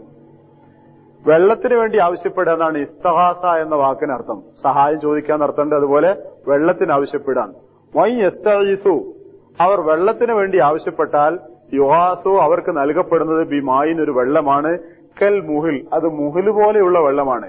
ലോഹദ്രാവകം പോലെയുള്ളൊരു വെള്ളമാണ്. എത്രത്തോളം ചൂടുണ്ടെന്ന് അറിയോ? യശ്വിൽ വുജൂഹ, അത് മുഖത്തെ കരിച്ചു കളയുന്നു എന്ന് പറഞ്ഞാൽ ആശയം വ്യക്തമാണ്. വായയല്ല കരിക്കുന്നത്, മുഖമാണ് എന്ന് പറഞ്ഞാൽ കുടിക്കാൻ അടുപ്പിക്കുമ്പോഴേക്ക് തന്നെ അതിന്റെ ചൂട് കൊണ്ട് മുഖം കരിഞ്ഞു പോകും. എന്നിട്ടല്ലേ കുടിക്കല്. യശ്വിൽ വുജൂഹ ബീസ ഷറാബ്, എത്ര ചീത്തയായ പാനീയം. ഇപ്പൊ സാത്ത് മുർത്തഫഖ. ബാക്കി ഇന്നുള്ളതിന് ആമനു ഖുർആന്റെ രീതി. ശിക്ഷ പറയുമ്പോ രക്ഷയെപ്പറ്റി പറയാം. വിശ്വസിച്ചവർ, വഅമിലു സ്വാലിഹാത്ത്, നല്ലത് പ്രവർത്തിക്കുകയും ചെയ്തവർ, ഇന്ന നാം ലാ നുളിയോ, പാഴാക്കുകയില്ല, നഷ്ടപ്പെടുത്തുകയില്ല, അജ്റമൻ അഹ്സന അമല, നന്മ പ്രവർത്തിച്ചവരുടെ പ്രതിഫലം നാം നഷ്ടപ്പെടുത്തുകയില്ല. ലാ നുളിയോ അജ്റ, പ്രതിഫലം നഷ്ടപ്പെടുത്തുകയില്ല. ആരുടെ? മൻ അഹ്സന അമല, പ്രവർത്തനങ്ങൾ നന്നാക്കിയവരുടെ, സൽപ്രവർത്തനം ചെയ്തവരുടെ ആരുടെയും പിന്നെ പ്രതിഫലം നാം നഷ്ടപ്പെടുത്തുകയില്ല. മയ്യാമിൽ മിസ്കാല ദർറത്തിൻ ഷർറയറ അയ്യോ മിസ്കാല ദർ ഖൈറയറ എന്ന് പറയുന്ന ആ ആശയം, ആ ഖൈറ് ചെയ്തിട്ടുണ്ടെങ്കിൽ അതിന്റെ പ്രതിഫലം നഷ്ടപ്പെടുത്തൂല. പുതിയ ആശയമൊന്നുമില്ല, അറിയുന്നതാണ്. നമുക്കെന്താ കിട്ടേണ്ടതെന്ന് ചോദിച്ചാല് പലപ്പോഴും നമ്മളൊക്കെ ചെയ്യുന്ന പല നന്മകളും ആരും പരിഗണിക്കാറില്ലല്ലോ. അങ്ങനെയാണ് ഉണ്ടാവാറ്. പലപ്പോഴും നന്മകൾക്ക് പകരം ലഭിക്കാറുള്ളതോ ചിലപ്പോഴും പ്രത്യുപകാരമായി ലഭിക്കാറുള്ളത് ശിക്ഷയോ ചീത്തയോ ആയിരിക്കുകയും ചെയ്യും. പലപ്പോഴും ഒരു പ്രതീക്ഷ ഉണ്ട്, റബ്ബിനെ കണക്കാക്കി ചെയ്താല് റബ്ബിന്റെ കണക്കിൽ ഇത് ഉണ്ടാവും, നഷ്ടപ്പെടൂല. ഇന്നമാനുത്തഴിക്കും വജൂഹില്ലാഹി ലാ നുരീദു മിൻകും ജസാഅൻ വലാ ശുകൂറ. നിങ്ങൾക്ക് ആഹാരം നൽകുന്നത് നിങ്ങളെടുത്തുനിന്ന് നന്ദിയോ പ്രത്യുപകാരം വിചാരിച്ചിട്ടില്ല, പടച്ചോന്റെ തൃപ്തി വിചാരിച്ചിട്ടാ. ഈ ഒരു ചിന്തയിൽ എത്തിപ്പെട്ടാല് ഒരിക്കലും വിഷമം വരില്ല. നമ്മളിങ്ങനെ ആലോചിച്ച് നോക്കൂ, രണ്ടനുഭവം നമുക്കുണ്ടല്ലോ. അള്ളാനെ വിചാരിച്ച് ചെയ്തിട്ട് നമുക്ക് മനസമാധാനം തോന്നിയ സന്ദർഭങ്ങളുണ്ട്. നിങ്ങൾ ആരും പരിഗണിച്ചില്ലെന്ന് നടക്കില്ല, ആ റബ്ബ് അറിയല്ലോ ഞാൻ അതിനു വേണ്ടി ചെയ്ത് തന്നെയാണ് തോന്നിയ സമയമുണ്ട്. പലരെയും തൃപ്തിപ്പെടുത്താൻ വേണ്ടി പാടുപെട്ടിട്ട് അന്നേരം പഠിച്ചോനേക്കാളേറെ നമ്മൾ പലരെയും തൃപ്തിപ്പെടുത്താനാണ്. പല കാര്യങ്ങളാവാം, ആരാധനാകർമ്മങ്ങളൊന്നല്ല, ദുനിയാവിലെ മറ്റു വിഷയങ്ങൾ ചെയ്തു നോക്കിയിട്ട് അവസാനം ആർക്കും തൃപ്തി വരാതെ അവസാനം പഴിയും ചീത്തയും കേൾക്കേണ്ടി വന്ന സന്ദർഭം ജീവിതത്തിലുണ്ടായിട്ടുണ്ടല്ലോ. ഖുർആന്റെ വാക്ക് കേട്ട് നോക്കുന്നത് ലാ നുദി അജ്റമൻ അഹ്സന അമല, പ്രവർത്തനങ്ങൾ ചെയ്തവരുടെ പ്രവർത്തനങ്ങൾ, സൽപ്രവർത്തനങ്ങൾ ഒരിക്കലും നമ്മൾ നിഷ്ഫലമാക്കുകയില്ല, അതനുസരിച്ച് പ്രതിഫലം നൽകും. എന്താ പ്രതിഫലം? ഉലായിക ലഹും, അവർക്കുണ്ട് ജന്നാത്തു അദ്നിൻ, സ്ഥിരമായി താമസിക്കാവുന്ന തോട്ടങ്ങൾ. ജന്നാത്ത് തോട്ടങ്ങൾ, അദ്ൻ സ്ഥിരതാമസം എന്ന വാക്കിന്റെ അർത്ഥം സ്ഥിരമായി താമസിക്കാവുന്ന തോട്ടങ്ങൾ. തജ്രി മിൻ തഹ്തിഹിമുൽ അൻഹാർ, അവർക്ക് താഴ്ഭാഗത്തു കൂടി നദികൾ ഒഴുകിക്കൊണ്ടിരിക്കുന്നു. യുഹല്ലൗന, അവർ അണിയിക്കപ്പെടുന്നു ഫിഹ, അവിടെ മിൻ അസാവിറ, വളകൾ, മിൻ ദഹബിൻ, സ്വർണത്തിന്റെ വളകൾ, സ്വർണ്ണ വളകൾ അണിയിക്കപ്പെടുന്നു. വയൽബസുവിൻ, അവർ ധരിക്കുന്നത് സിയാബൻ, വസ്ത്രങ്ങളാണ്, ഖുദറൻ, പച്ച വസ്ത്രങ്ങൾ, പച്ച നിറമുള്ള വസ്ത്രങ്ങൾ, മിൻ സുന്ദുസിൻ, നേരിയ പട്ടിന്റെയും, വൈസ്തബറഖിൻ, പരുവരുത്ത പട്ടിന്റെയും വസ്ത്രങ്ങൾ. മുത്തക്കീന ഫിഹ, അവരവിടെ ചാരിയിരിക്കുകയാണ്, അലൽ അറായിക്ക്, സോഫകളിൽ, കട്ടിലുകളിൽ ചാരിയിരിക്കുകയാണ്. നിഅമ സവാബ്, എത്ര നല്ല പ്രതിഫലമല്ലേ. വഹസനത്ത് മുർത്തഫഖ, എത്ര നല്ല വിശ്രമസ്ഥലം. മുകളിൽ ആയത്ത് സാഅത്ത് എന്ന് പറഞ്ഞു. ഇവിടെ അത് ഹസനത്താക്കി മാറ്റി.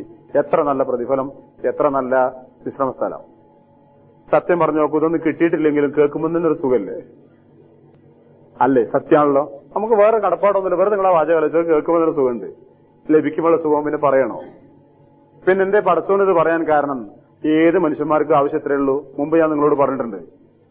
ഖുർആൻ എന്താ ഈ തോട്ടം, നദി, വസ്ത്രം, ഭക്ഷണം ഇതൊക്കെ പറയാൻ കാരണം? മനുഷ്യരെത്ര കിട്ടിയാലും ഇതൊക്കെ നേടാൻ പറ്റൂ? വേറൊന്നുമില്ല. കുറേ പൈസ കിട്ടി നമ്മളെന്താ ചെയ്യുക? ഇപ്പോഴത്തെ വില പൊളിച്ച് വേറെ പണിയും. എന്നിട്ട് എല്ലാ കെട്ടിലും മുടി എടുക്കുവോ? ഒരു കെട്ടുമ്പോൾ എടുക്കും. ഇത്തിരി സ്ഥലം നമുക്ക് വേണ്ടുള്ളൂ. പിന്നെ നാലാള് വരുമ്പോൾ കാണിച്ചു കൊടുക്കുക അതിന്റെ വീടാണെന്ന്. വേറെന്താ? പിന്നെന്താ ചെയ്യാം? പിന്നെ വില കൂടിയ പരവാധാനികളൊക്കെ, കാർപ്പറ്റുകളൊക്കെ ഉണ്ടാവുമാറ്. ഇപ്പൊ സൗകര്യമില്ല, ഉണ്ടെങ്കിൽ അവർ ചെയ്യും. പിന്നെ പെണ്ണുങ്ങളാണെങ്കിൽ കുറെ ആഭരണം വാങ്ങിക്കൂട്ടും. പിന്നെ കുറെ തിന്നും.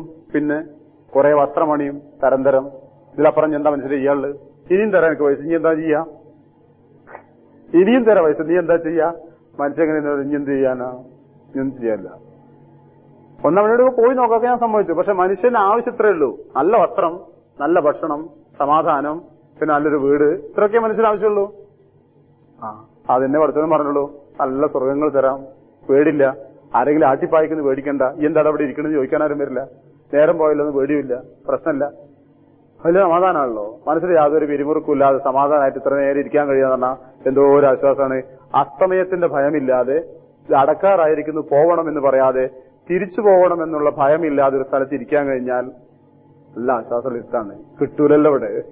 എവിടെ പോയാലും നമ്മളെ മനസ്സിലുണ്ടാവും, പോണല്ലോ വിടുന്നില്ലേ. ജന്നാത്തു അതിന് സ്ഥിരതാമസത്തിന്റെ താഴ്ഭാഗത്തു കൂടി നദികൾ ഒഴുകുക.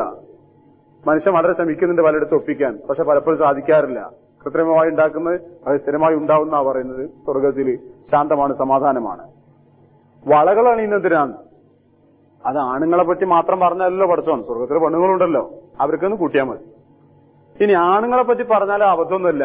ആഭരണ ഭ്രമം പുരുഷന്മാർക്ക് ഇല്ലാന്നാരും വിചാരിക്കരുതല്ലോ. എത്ര സാഹസപ്പെട്ട നമ്മൾ ഈ ആഭരണം അണിയുന്നത്, കഴുത്തിൽ മാല, എന്നിട്ട് കാണാൻ വേണ്ടി ഈ ബട്ടണൊക്കെ വെച്ചിട്ട് എത്ര ബുദ്ധിമുട്ടിയ ആൾക്കാർ നടക്കുന്നത്. ആ സ്വർണ്ണമോതിരം നടക്കുന്ന ആൾക്കാരെ നോക്കൂ. അപ്പൊ അത് ആഭരണ ഭ്രമം പുരുഷന്മാർക്ക് ഇല്ലാന്ന് നമ്മൾ കണക്കാക്കണ്ട. ഇപ്പോഴത്തെ നമ്മുടെ ചുറ്റുപാടിലെ ആളുകൾക്ക് ലേശം വെറുപ്പ് പോലെ തോന്നുന്നുണ്ടെന്ന് വിചാരിച്ചാൽ മതി. ആളുകളിൽ ആ ഭ്രമമുണ്ട്, പുരുഷന്മാരിലുണ്ട്. അപ്പൊ രണ്ടു കൂട്ടർക്കും ബാധകമാണ്. സ്വർണ്ണ വളകൾ അണിയിച്ചു തരാം. പിന്നെ പട്ടിന്റെ മനുഷ്യൻ കണ്ടെത്തിയതിൽ ഏറ്റവും ഭേദപ്പെട്ട വസ്ത്രം, അതിൽ പട്ടിന്റെ നേരിയ പട്ടിന്റെയും പരുവരുത്ത പട്ടിന്റെയും വസ്ത്രങ്ങൾ ധരിക്കാം. പച്ച നിറം എന്ന് പറഞ്ഞത് ഹരിത നിറം പട്ടികളുടെ കൂട്ടത്തിൽ ലേശം ഭേദപ്പെട്ടതാണ് എന്നർത്ഥം ഉപയോഗിച്ചൊരു വർണ്ണനാന്ന് മാത്രമേ ഉള്ളൂ. ആർത്തലാണ് പറഞ്ഞിരിക്കുന്നത്. പിന്നെ മുത്തക്കീന ഫിഹ അലൽ അറായിക്ക്, സോഫകളിൽ ചാരി ഇരിക്കുകയാണ്. നിയമ സവാബ് ഹസനത്ത് മുർത്തഫഖ, എത്ര നല്ല പ്രതിഫലം, എത്ര നല്ല വിശ്രമസ്ഥലം. വിശ്രമസ്ഥലം തന്നെയാണല്ലോ ഇത്. ലഭിക്കാൻ തൗഫീഖ് ചെയ്യുമാറാവട്ടെ എന്ന് പ്രാർത്ഥിക്കാം. അത്രേ കഴിയുള്ളൂ. കാരണം ബാക്കിയൊക്കെ മറക്കുന്നാണല്ലോ. കുറെ കാലം നരകത്തിൽ കിടന്നൊരു മനുഷ്യനെ, അവസാനമായിട്ട് നരകത്തേക്ക് വരുന്നൊരു മനുഷ്യനെ, നരകത്തുനിന്ന് മോചനാവുന്ന മനുഷ്യനെ പറ്റി നബി പറഞ്ഞു. കുറെ കൊല്ലം നരകത്തിൽ കിടന്നിട്ടുണ്ട്. അവസാനം വിശ്വാസത്തിന്റെ പേരിൽ രക്ഷപ്പെടുകയാണ്. എന്നിട്ട് അയാൾ സ്വർഗാവകാശിയാക്കുന്ന സമയത്ത് അയാളോട് ചോദിക്കും, സ്വർഗത്തിന്റെ ഉള്ളിൽ കൊന്ന് കടന്നിട്ടുള്ളൂ. ആ സമയത്ത് അയാൾ ചോദിക്കും, വല്ല ബുദ്ധിമുട്ട് മുമ്പ് അനുഭവിച്ചിട്ടുണ്ടോ? ഒരു ബുദ്ധിമുട്ട് യാതൊരു അനുഭവിച്ചിട്ടില്ല എന്നാ. സ്വർഗത്തിൽ ഏതോ ഒരു ഭാഗത്തിന്റെ ഒരു അംശം കടക്കുമ്പോഴേക്കും മനുഷ്യൻ അനുഭവിച്ച എല്ലാ കഷ്ടപ്പാടുകളും ദുരിതങ്ങളും വിസ്മരിച്ചു പോകുന്നു. അതാണ് ആ സ്വർഗീയ സുഖത്തിന്റെ വലിപ്പം. ഇതൊരു സത്യമാണ്. നബി സല്ലല്ലാഹു അലൈഹി വസല്ലം ആ സഹാബികൾക്ക് നൽകിയ ബോധവും അതാണ്, അവർക്ക് ലഭിച്ച പാഠവും അത് തന്നെയാണ്.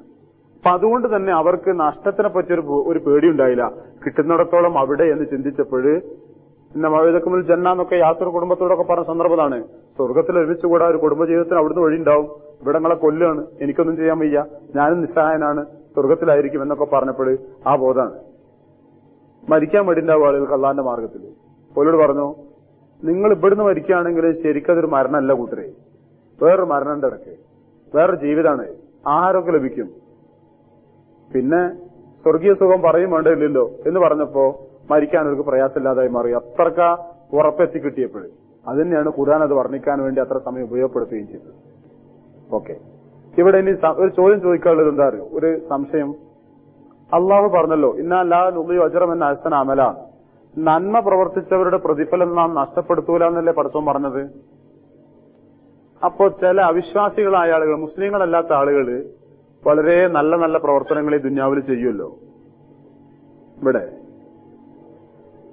ആരെയാവട്ടെ, പേരുകൾ നമ്മൾ വിടുക. അങ്ങനെ പല ആളുകളും പലതും ഓർമ്മയിലുണ്ടാവുമല്ലോ പലരുടെയും. അങ്ങനെ ജീവകാരുണ്യ പ്രവർത്തനങ്ങളും നല്ല പ്രവർത്തനങ്ങളുമായി പലതും അവർ ചെയ്തല്ലോ. അള്ളാഹു അത് നഷ്ടപ്പെടുത്തൂല എന്നല്ലേ പറഞ്ഞത്, അതിന്റെ പ്രതിഫലം നഷ്ടപ്പെടുത്തൂലാന്ന്. അപ്പൊ ഇവർക്കും അതിന്റെ പ്രതിഫലം ലഭിക്കണ്ടേ? ലഭിക്കോ? ലഭിക്കണ്ടേ? എന്താ അതിന്റെ വിധി? അല്ല, പടച്ചോൻ പറഞ്ഞ വാക്കാണ്, ഇന്നല്ലാ നുളിയു അജ്റമന്നഹ്സനമല. നല്ലത് പ്രവർത്തിച്ചവരുടെ പ്രതിഫലം നാം ഒരിക്കലും നഷ്ടപ്പെടുത്തില്ല. നല്ലത് പ്രവർത്തിച്ചോ പ്രതിഫലം കൊടുത്തേ പറ്റൂ. സഹാബിമാര് നബി സല്ലല്ലാഹു അലൈഹി വസല്ലമയോട് ഒന്ന് ചോദിക്കുന്നു. ഇപ്പൊ ഉദാഹരണമായിട്ട് പിന്നെ അദീബിന് ഹാത്തിമുത്തായി റളിയല്ലാഹു അൻഹു. ഹാത്തിമുത്തായി എന്ന് പറഞ്ഞാല് അറേബ്യയില് പിന്നെ ഔദാര്യത്തിന് പിന്നെ ഉദാഹരണം ഉപമയായി പറയാറുണ്ട്, ചൊല്ലായി പറയാറുണ്ട്. ഹാത്തിമുത്തായിയെ ചെയ്യി എന്നിങ്ങനെ പറയാറുണ്ട്. അത്ര പ്രശസ്തനാണ് ഔദാര്യത്തിന്റെ കാര്യത്തിൽ. കാഫറായ മനുഷ്യനാണ് പണ്ട് കാലത്ത് ജാഹിലിയത്തില്. അയാളുടെ മകൻ സഹാബിയാണ് അദീ റളിയല്ലാഹു അൻഹു. അദ്ദേഹം നബി സല്ലല്ലാഹു അലൈഹി വസല്ലമയോട് ചോദിക്കുന്നുണ്ട്, പ്രവാചകരെ, എന്റെ ഉപ്പാനെ പറ്റി അറിയാലോ, എന്റെ ഉപ്പാക്ക് അള്ളാഹ് പരലോകത്ത് സ്വർഗം നൽകൂലേ? കാരണം എന്റെ ഉപ്പാനെ പറ്റി നിങ്ങൾക്കറിയാലോ. ആ സംഗതികൾ ഓർമ്മിച്ചിട്ട് നിന്ന് പറഞ്ഞു, സാധ്യതയില്ല. ഒരിക്കൽ പോലും അള്ളാഹുവെ എന്റെ പാപങ്ങൾ നീ എനിക്ക് പുറത്തു നൽകണമേ എന്ന് പറയുന്നൊരു വാചകം എന്റെ പിതാവിൽ നിന്നുണ്ടായിട്ടില്ലല്ലോ. അങ്ങനെ എന്റെ ഉപ്പ പറഞ്ഞിട്ടുണ്ടാവില്ല. എങ്കിൽ എന്റെ ഉപ്പാക്ക് പരലോകത്ത് പ്രതിഫലം ലഭിക്കുന്ന ഉണ്ടാവില്ല. എന്നാല് നിന്റെ ഉപ്പാനെ പറ്റി എന്തുമാത്രം പ്രചരണം ആൾക്കാരുടെ അടുത്ത് കിട്ടിയത്? ആൾക്കാർക്കൊക്കെ നിന്റെ ഉപ്പാനെ പറ്റി പ്രശംസിച്ച് പറഞ്ഞു. എത്ര കാലായി പറഞ്ഞുകൊണ്ടിരിക്കുന്നത്? അത് നേരാ. അത് തന്നെ എന്റെ ഉപ്പാക്ക് എന്റെ റബ്ബ് നൽകുന്ന പ്രതിഫലവും. ആരെ നിങ്ങൾ പറഞ്ഞ തന്നെ ഈ ആശയം. ഇതൊരു വലിയ ഉത്തരാണ്. ഇപ്പോ ഈ അടുത്ത കാലത്ത് മരിച്ച ചില ആളുകളെ പറ്റി ആളുകൾ ഭയങ്കര പ്രശംസയും ചൊരിയും ഭയങ്കര ഇത് കണ്ടിരുന്നു. നിങ്ങൾ ഒന്നായിട്ടിങ്ങനെ അവർ ജീവിതത്തിൽ ചെയ്ത പുണ്യകർമ്മങ്ങൾക്ക് റബ്ബ് നൽകുന്ന പ്രതിഫലമായി കണക്കാക്കുക. അതാണ്. എന്താ ഇത്രമാത്രം പബ്ലിസിറ്റി? എന്താണ് ഇത്രമാത്രം ഒരു ബഹളം? എന്താണ് ഇത്രമാത്രം ആളുകൾ ഇതിന്റെ പിന്നാലെ കൂടാൻ എന്ന് ചോദിച്ചാൽ, ചില നന്മകൾ അവർ ചെയ്തിരുന്നു. തിന്മകൾ നമ്മൾ മറക്കുക. മരിച്ചുപോയവരെ പറ്റി കുറ്റം പറയാനല്ല നമ്മൾ പറഞ്ഞിരിക്കുന്നത്. എന്തോ ആവട്ടെ, അവർ ചില നന്മകൾ ചെയ്തിരുന്നു. നന്മകളായി കണക്കാക്കപ്പെടാവുന്ന ചില പ്രവർത്തനങ്ങൾ. ആ നന്മകൾക്ക് പരലോകത്തൊരിക്കലും ഒരു പ്രതിഫലം ബാക്കിയിരിക്കുന്നില്ല. അതുകൊണ്ട് അതിനർഹമായ ഒരു പ്രതിഫലം അവർക്ക് ഇവിടെ വെച്ച് ലഭിക്കുന്നു. അതാണ് ഈ ലഭിക്കപ്പെടുന്ന അംഗീകാരവും മറ്റുമൊക്കെ മനുഷ്യ മനസ്സുകളിൽ ഉണ്ടാക്കി തീർക്കുന്നത്. അതാണ് അതിന്റെ വിശദീകരണം. നബി സല്ലല്ലാഹു അലൈഹി വസല്ലം പറഞ്ഞ ആതിബിന്റെ സംഭവം മാത്രമല്ല, വേറെയും സംഭവങ്ങൾ ഇതുപോലെ സഹാബികളൊന്നും ചോദിക്കുന്നുണ്ട്. എന്റെ ഉമ്മാനെ പറ്റി അറിയോ പ്രവാചകരെ? എന്തുമാത്രം എന്തൊക്കെയായിരുന്നല്ലോ എന്ന് പറഞ്ഞ് സഹാബിമാരൊന്ന് ചോദിക്കുന്നത് എന്റെ ഉമ്മാക്ക് എന്നൊക്കെ പറഞ്ഞിട്ട് മറുപടി ഇതാണ്: വിശ്വാസപൂർവ്വം പടച്ചവനോട് മാപ്പ് തരണമെന്ന് പ്രാർത്ഥിക്കുന്ന ഒരു സന്ദർഭം പോലും ജീവിതത്തിൽ ഇല്ലാതിരുന്നത് കൊണ്ട് അവിടെ പ്രതിഫലം നൽകുന്ന ഒരു സാഹചര്യം ഉണ്ടായിരുന്നില്ല. അപ്പോ ഇവിടെ ചെയ്ത പുണ്യങ്ങൾക്ക് ഇവിടെ തന്നെ അതിനനുസരിച്ച പ്രതിഫലങ്ങൾ ലഭിക്കുകയും ചെയ്യും. അത് ചിലപ്പോൾ പ്രതിഭകളായി നിൽക്കാനുള്ള യോഗമാവും, പേരുകളാവും, റോഡിന്റെ പേരാവും, എന്തെങ്കിലുമൊക്കെ ആവട്ടെ. അതങ്ങനെ എത്രത്തോളം ചെയ്തോ അത് അത്രത്തോളം ഇവിടെ കിട്ടിയിട്ട് ഇടപാട് അള്ള തീർക്കുന്നുണ്ട് എന്നർത്ഥം. അപ്പൊ അള്ളാന്റെ ഭാഗത്ത് ന്യായം നടക്കുന്നുണ്ട്. വദരിബ് ലഹും മസല റജുലൈനി ജഅൽനാ ലിഅഹദിഹിമാ ജന്നതൈനി മിൻ അനാബിൻ വഹഫഫ്നാഹുമാ ബിനഖിലിൻ വജഅൽനാ ബൈനഹുമാ സിറാ കിൽക്കൽ ജന്നതൈനി ആതത് ഉകുലഹാ വലം തദ്ലിം മിൻഹു ശൈഅ വഫജർനാ ഖിലാലഹുമാ നഹറാ. സഹോദരന്മാരെ, നമ്മൾ ഈ ആയത്തുകള് കഴിഞ്ഞ ആഴ്ചയിൽ ഒന്ന് ഓടിച്ച് പറഞ്ഞു പോയിരുന്നു. ഓതിയ ആയത്തിന്റെ നമ്പർ 32-ാമത്തെ ആയത്ത് മുതൽക്കാണ് ഓതിയത്. ഈ സംഭവം, ആ കാര്യം നമ്മൾ കഴിഞ്ഞ ആഴ്ച ഒന്ന് പറഞ്ഞു വെച്ചു പോരും. ഇന്ന് ആ ആയത്തുകളുടെ കൂടെ സാവധാനത്തിലൊന്നിങ്ങനെ പോയി നോക്കുക, അള്ളാഹു എന്താണ് ആ പറയുന്നത് നോക്കാൻ വേണ്ടി. അത്രേ ചെയ്യുന്നുള്ളൂ. വദരിബ് ലഹും മസലൻ, അവർക്ക് ഒരു ഉപമ പറഞ്ഞു കൊടുക്കുക. ലറബ മസലൻ എന്നാണ് പ്രയോഗം അറബിയില്. വദരിബ് ലഹും മസലൻ, അവർക്ക് നീ ഒരു ഉപമ പറഞ്ഞു കൊടുക്കുക. ലറബ എന്നുള്ള വാക്കിന് അടിക്കുക എന്നുള്ള അർത്ഥം എല്ലാവരും ഓർമ്മയിലുണ്ടാവും. ആ വാക്കിന് തന്നെ ഉദാഹരിക്കുക, ഉപമ പറയാന്ന അർത്ഥമുണ്ട് അറബിയില്. അതാണ് വദരിബ് ലഹും മസലൻ. റജുലൈനി, അതായത് രണ്ടാളുകൾ. ജഅൽനാ നാം നൽകിയിരുന്നു ലിഅഹദിഹിമ, അതിൽ ഒരാൾക്ക് ജന്നതൈനി, 2 തോട്ടങ്ങൾ. മിൻ അഅനാബിൻ, മുന്തിരിയുടെ തോട്ടങ്ങൾ. അഅ്നബ്, അഅനാബ്, മുന്തിരികൾ. വഹഫഫ്നാഹുമ, ആ 2 തോട്ടങ്ങളെയും നാം പൊതിയുകയും ചെയ്യും, വലയം ചെയ്യുകയും ചെയ്തു. ബിനഖിലിൻ, ഈത്തപ്പനകൾ കൊണ്ട്. ഈത്തപ്പനകൾ കൊണ്ട് വലയം ചെയ്തു എന്ന് പറഞ്ഞാല് ആ 2 മുന്തിരിത്തോട്ടങ്ങളുടെ ചുറ്റുഭാഗത്തും നിറയെ ഈത്തപ്പനകളും ഉണ്ടായിരുന്നു. വജഅൽന, പിന്നെ നാം ഉണ്ടാക്കി ബൈനഹുമ, അവക്കിടയിൽ സറഅ, കൃഷിയും ഉണ്ടാക്കിയിരുന്നു. ആ 2 തോട്ടങ്ങൾക്കിടയിൽ മറ്റ് കൃഷിക്കുള്ള സൗകര്യങ്ങളും കൃഷിയിടങ്ങളും ഉണ്ടായിരുന്നു, കൃഷിയും നടത്തിയിരുന്നു.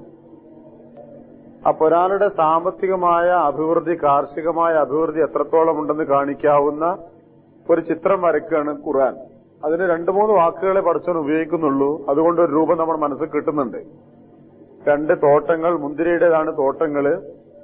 ആ മുന്തിരിത്തോട്ടങ്ങൾക്ക് അതിര് നിശ്ചയിച്ചുകൊണ്ട് കുറെ ഈത്തപ്പന തോട്ടങ്ങളും ഈത്തപ്പനകളും, ഈ 2 തോട്ടങ്ങൾക്കിടയിലെ ഇടയിൽ ഒഴിഞ്ഞ സ്ഥലത്ത് മറ്റ് ധാന്യത്തിന്റെ കൃഷികളും നടക്കുന്നു. ആൾ വളരെ സമ്പന്നനാണെന്നർത്ഥം. കിൽത്തൽ ജന്നത്തൈൻ, ഈ 2 തോട്ടങ്ങളും ആത്തത് നൽകി, ആ തോട്ടങ്ങൾ നൽകി, ഉക്കുലഹ അതിലെ വിളവുകൾ നൽകി, അകല ഉക്കില് വിളവുകൾ, അതിന് ലഭിക്കുന്ന വരുമാനം നൽകി. വലം തൊതിലും മിന്നും, അത് 2ഉം കുറവ് വരുത്തിയേയില്ല, ഒരു ക്രമക്കേടും വരുത്തിയില്ല, ഒരു കുറവും വരുത്തിയില്ല. ആ തോട്ടങ്ങൾ 2ഉം അതിന്റെ വിളവുകൾ കൃത്യമായി നൽകിക്കൊണ്ടിരുന്നു, യാതൊരു ക്രമക്കേടും വരുത്താതെ. ആ തോട്ടങ്ങൾ എന്നാ പറയുന്നത്, ഉദ്ദേശിക്കുന്നത് ആ തോട്ടങ്ങളിൽ നിന്ന് കൃത്യമായി വരുമാനം കിട്ടാറുണ്ടായിരുന്നു, നല്ല തോട്ടങ്ങളായിരുന്നു, അതുകൊണ്ട് ഉപകാരം ലഭിച്ചിരുന്നു എന്നാണ് ആ ഉദ്ദേശിക്കുന്നത്. ലലമ എന്ന വാക്കിന് സാധാരണ അർത്ഥം കിട്ടാറ് ആക്രമിക്കുക, അക്രമം ചെയ്യാന്നാണ്. ഇവിടെ ആ തോട്ടങ്ങളെ പറ്റിയാണ് പറയുന്നത്. വലം തൊതിലും മിന്നു ചെയ്യുക, ആ തോട്ടങ്ങൾ യാതൊരു അക്രമവും ചെയ്തിരുന്നില്ല. തോട്ടങ്ങൾ അക്രമം ചെയ്യാന്ന് പറഞ്ഞാൽ പ്രയോഗം ശരിയല്ല. തോട്ടങ്ങൾ ഒരു ക്രമക്കേടും വരുത്തിയില്ല. അപ്പൊ ആ 2 തോട്ടങ്ങളും കൃത്യമായി അതിന്റെ വിളവുകൾ നൽകാറുണ്ടായിരുന്നു, ഒരു ക്രമക്കേടും വരുത്താറില്ല എന്ന് പറഞ്ഞാൽ കൃത്യമായി വിളവെടുക്കുകയും ഇഷ്ടം പോലെ ഇയാൾക്ക് ധാന്യങ്ങളും മറ്റ് വിളവുകളും ലഭിക്കുകയും ചെയ്തിരുന്നു. അപ്പൊ ഫജ്ജർന, നാം ഒഴുക്കുകയും ചെയ്തു, കയറുകയും ചെയ്തു, ഹിലാലുഹുമ ആ 2 തോട്ടങ്ങൾക്കിടയിൽ നെഹറ പുഴ ഒഴുക്കുകയും ചെയ്തു, നദി ഒഴുക്കുകയും ചെയ്തു. അപ്പോ ആ 2 തോട്ടങ്ങൾക്കിടയിൽ കൃഷിയിടമുണ്ടായിരുന്നു, അതിലൂടെ വെള്ളം നിർബാധം ഒഴുകിക്കൊണ്ടിരിക്കുകയും ചെയ്തിരുന്നു. നേരത്തെ പറയാതിരുന്നൊരു കാര്യമാണ് താഴെ കൂടി പറയുന്നത്. ഫജ്ജർന ഹിലാലുഹുമ നെഹറ. ബാക്കി കാനലഹു സമർ, അയാൾക്ക് സമറുകൾ ഉണ്ടായിരുന്നു. ഈ സമർ എന്നതുകൊണ്ട് ഉദ്ദേശിക്കുന്നത് വരുമാനം, മറ്റു വരുമാനങ്ങൾ എന്ന അർത്ഥത്തിനാണ്. കാനലഹു സമറുൻ, അയാൾക്ക് മറ്റു വരുമാനങ്ങളും ഉണ്ടായിരുന്നു. അപ്പോ 2 കൂട്ടുകാരിൽ ഒരു കൂട്ടുകാരനെ വളരെ സമ്പന്നനും സാമ്പത്തികമായ ശേഷിയുള്ളതുമായ ഒരാളായിട്ട് ഖുർആൻ വിശദീകരിച്ചു തന്നു. ഇനി ബാക്കി ഫഖാല ലിസ്വാഹിബിഹി, അയാൾ തന്റെ കൂട്ടുകാരനോട് പറഞ്ഞു, വഹുവ അയാൾ യുഹാവിറുഹു, അയാൾ അവരുമായിട്ട് സംവാദം നടത്തുകയാണ്, മുഹാവറത്ത് നടത്തുകയാണ്, വാഗ്വാദം നടത്തുകയാണ്. യുഹാവിറുഹു എന്താ പറഞ്ഞത്? അന, ഞാൻ, അക്ബറു മിൻക, അക്തറു മിൻക, നിന്നെക്കാൾ കൂടുതലുള്ളവനാണ്, മാലൻ ധനവും, വഅസ്സു നഫറ, നിന്നെക്കാൾ കൂടുതൽ സംഘബലവുമുള്ളവനാണ്. അക്തറു മിൻക മാലൻ, നിന്നെക്കാൾ കൂടുതൽ കാശുള്ളവനാണ് ഞാൻ, വഅസ്സു നഫറ, അസ്സു നഫർ എന്ന് പറഞ്ഞാല് ആൾബലം കൂടുതലുള്ളവനാണ്, സംഘബലം കൂടുതലുള്ളവനാണ് എന്നവൻ പറയുകയും ചെയ്തു. ഇവിടെ ഒരാളെ പറ്റി കുറെ വിശദീകരിച്ചെന്നുള്ളൂ, സാമ്പത്തിക ശേഷിയുള്ളവനാണ്, 2 തോട്ടങ്ങളുള്ളവനാണെന്നൊക്കെ. 2ാമത്തെ ആളെ പറ്റി പറയാതിരുന്നു. പക്ഷെ സന്ദർഭം കൊണ്ട് മനസ്സിലാകുന്നുണ്ട് അയാൾ സാമ്പത്തിക ശേഷി കുറഞ്ഞവനായിരുന്നു, ഇല്ലാത്തവനായിരുന്നു എന്നൊക്കെ. ഇനി ആ ചിത്രം പൂർത്തിയാവണമെങ്കിൽ അതിന്റെ ബാക്കി കാര്യം പറയണല്ലോ. അതാ പറയുന്നത്, അങ്ങനെ ഇവർ ജീവിക്കുന്നുണ്ട്. ഒരാൾ സമ്പന്നനാണ്, ഒരാൾ ദരിദ്രനാണ്. അതിലേതോ ചില സന്ദർഭങ്ങളിൽ അയാളും ഇവരുമായി സംവാദം നടക്കുന്നുണ്ട്, യുഹാഗിറു. അപ്പോ നമുക്ക് ഊഹിക്കാൻ കഴിയും, 2 ആളും തമ്മിൽ ജീവിതത്തിലെ ലക്ഷ്യങ്ങളെപ്പറ്റി, ആദർശങ്ങളെ പറ്റിയുള്ള സംസാരം നടക്കുമ്പോൾ മറ്റവന്റെ മറുപടി, സാമ്പത്തിക ശേഷിയുള്ളവന്റെ മറുപടി ഇതാണ്, നിന്നെക്കാൾ സാമ്പത്തികമായി കഴിവുള്ളവന് ഞാനാണ്, നിന്നെക്കാൾ അംഗബലമുള്ളവനും സംഘബലമുള്ളവനും ഞാൻ തന്നെയാണ്. ഇതിപ്പോ ഒരു പുതിയ കാര്യമില്ല. നാം ഇത്തരം സംഭവങ്ങള് നിത്യേന കാണുന്നതാണ് നാടിന്റെ നാനാഭാഗങ്ങളിലും. നമ്മുടെയൊക്കെ ജീവിതത്തിൽ തന്നെ ഇത്തരം ആളുകളെ നമ്മൾ പരിചയപ്പെട്ടിട്ടും അനുഭവിച്ചിട്ടുണ്ടാവും. അല്ലാഹു സുബ്ഹാനഹു വ തആല ഖുർആനിൽ ഈ കാര്യം എടുത്തു പറയുമ്പോൾ അവിടെ എന്താണ് ആ വാക്കുകൊണ്ട് പടച്ചവൻ സൂചിപ്പിക്കുന്നത്? അതാണല്ലോ നമുക്ക് ആലോചിക്കാനുള്ളത്. വെച്ചാല് നടക്കാത്തൊരു കാര്യം, സംഭവിക്കാത്തൊരു കാര്യം, ആളുകളുടെ ചിന്തയിൽ വരാത്തൊരു കാര്യമല്ല ഈ പറയുന്നത്. ഇത് നിത്യം നമ്മൾ കാണുന്നൊരു കാര്യമാണ്. മനുഷ്യന്മാരിങ്ങനത്തെ ആൾക്കാരുണ്ടാവാറുണ്ട്. അവരവരുടെ കൂട്ടുകാരുമായി സംസാരിക്കുമ്പോൾ, എടാ നിന്നെക്കാളും കാശുള്ള എനിക്കാണ്, എന്നെക്കാളും സംഘബലം അംഗബലമുള്ളത് ഞാനാണ്, 4 ആള് വിളിച്ചാൽ ഞാൻ വിളിച്ചാൽ കിട്ടും, നീ വിളിച്ചാൽ കിട്ടില്ല എന്നൊക്കെ സാധാരണ പറയാറുള്ളതല്ലേ. ആ കാര്യം പടച്ചവൻ ഖുർആനിലൂടെ എടുത്ത് പറയുന്നത് എന്തിനാ? എന്താണ് ആവശ്യം?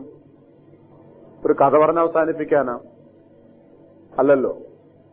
അള്ളാഹു ഒരു നിർദ്ദേശത്തിലൂടെ ഒരു കാര്യം പഠിപ്പിക്കുകയാണ്. എന്താണ്? ഈ ഉദാഹരണത്തിൽ ഈ വ്യക്തിയെപ്പറ്റി നമുക്ക് വർണ്ണിച്ചു തരുമ്പോൾ ആ വ്യക്തിയിൽ ഉണ്ടായിരുന്ന ഒന്നാമത്തെ മാറ്റമാണ്, ആ സാമ്പത്തിക ശേഷി ഉണ്ടായ വ്യക്തിയിലെ ആദ്യത്തെ മാറ്റമാണ് ഖുർആൻ പറയുന്നത്. എന്താണ് ആദ്യത്തെ മാറ്റം? മറ്റുള്ള ആളുകളെ അയാൾ ചെറുതായി കാണുന്നു എന്നതാണ് അതിന്റെ ആശയം. അങ്ങനെ ഒരു വാചക ആയത്തിലില്ല, പക്ഷെ അതാണല്ലോ അതിന്റെ അർത്ഥം. അന അക്സറു മിൻക മാലൻ, നിന്നെക്കാൾ കൂടുതൽ കാശുള്ളവനാണിടാ ഞാൻ എന്ന് അയാൾ പറയുമ്പോൾ ആ പറയുന്ന മനുഷ്യന്റെ മനസ്സാ നമ്മൾ കാണേണ്ടത്. അയാൾ മറ്റുള്ള വ്യക്തികളെ ചെറുതായി കണ്ടു തുടങ്ങുന്നു. ഇതാണ് ഒന്നാമത്. വഅസ്സു നഫറ, ആ വാക്കിലോ അയാളുടെ സാമ്പത്തിക ശേഷി കൊണ്ട് എന്തും നേടിക്കളയാം എന്നൊരു ചിന്ത മനുഷ്യനെ സ്വാധീനിക്കുകയും ചെയ്യുന്നു. നിങ്ങൾ എന്റെ കൂടെ ഉണ്ടല്ലോ. അതായത് നമ്മൾ ആ സംഭവം ഇന്നലെ കഴിഞ്ഞ ആഴ്ച നമ്മൾ പറഞ്ഞു, വെറുതെ ഓതിപ്പോയാല് കൂടുതൽ ചിന്ത കൊടുക്കാൻ മാത്രമൊന്നുമില്ല, ഒരു സാധാ സംഭവം പറയുന്ന മാതിരി തോന്നുള്ളൂ. ഒരിക്കലും റബ്ബ് അങ്ങനെ ഒരു വാക്ക് പറഞ്ഞ് അവസാനിപ്പിക്കില്ലല്ലോ. അതിൽ ആശയം ഇതാണ്: സാമ്പത്തികമായ ശേഷി ഉണ്ടാകുന്ന ഒരു സമയത്ത് ഒരു മനുഷ്യനിൽ ആദ്യം വരുന്ന മാറ്റങ്ങളുടെ 2 ഭാഗങ്ങളാണ് ഖുർആൻ ചൂണ്ടിക്കാണിക്കുന്നത്. ഒന്ന്, മറ്റുള്ള ആളുകളെ ചെറുതായി കാണുക. ഇയാളെ വാക്കിൽ അത് കാണുന്നുണ്ട്. നിന്നെക്കാൾ എനിക്കാണടാ പണം കൂടുതലെന്ന് പറയുമ്പോ അയാളുടെ മനസ്സ്, അത് പറയാൻ പ്രേരിപ്പിക്കുന്ന വാക്ക് ഇതാണ്. മനസ്സിൽ ഇയാൾ മറ്റവനെ ചെറുതായി കാണുന്നു. നിന്നെക്കാൾ സംഘബലം എനിക്കാണെന്നാണ് വാക്ക്.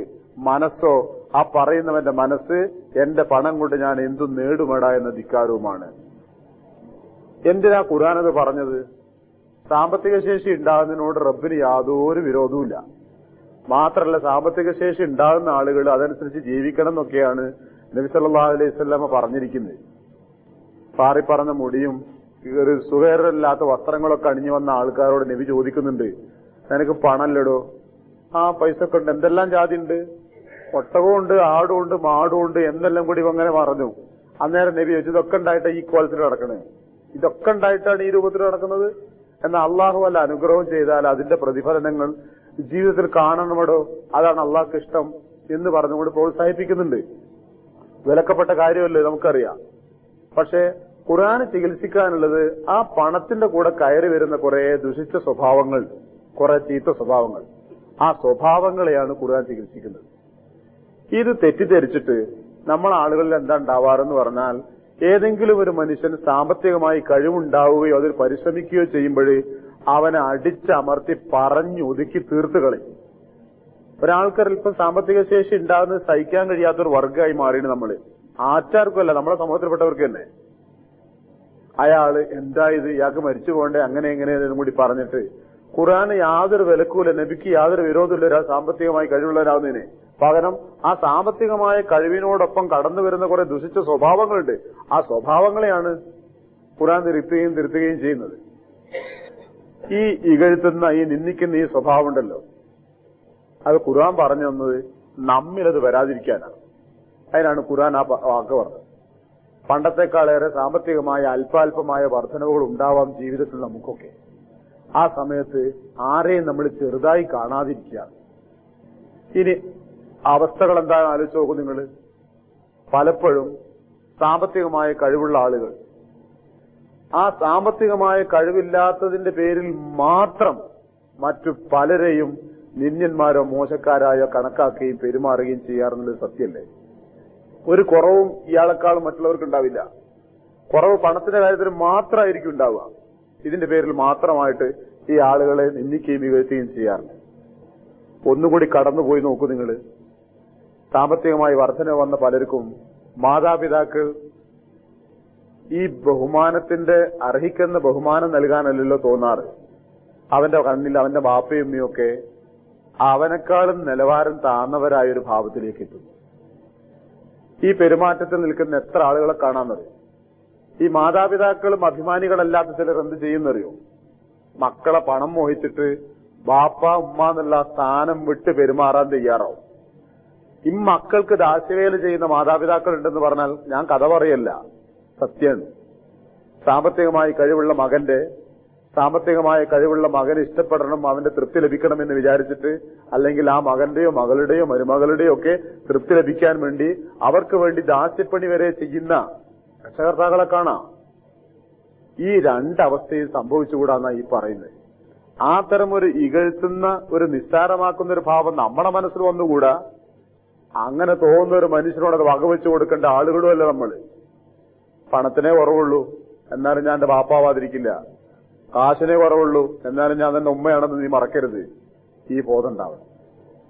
ഭാര്യയുടെ വീട്ടുകാർ പലപ്പോഴും സാമ്പത്തികമായ കഴിവ് ഒരു നിലവാരത്തിൽ നിൽക്കുന്ന സമയത്തായിരിക്കും വിവാഹമൊക്കെ നടന്നിട്ടുണ്ടായിരിക്കാം.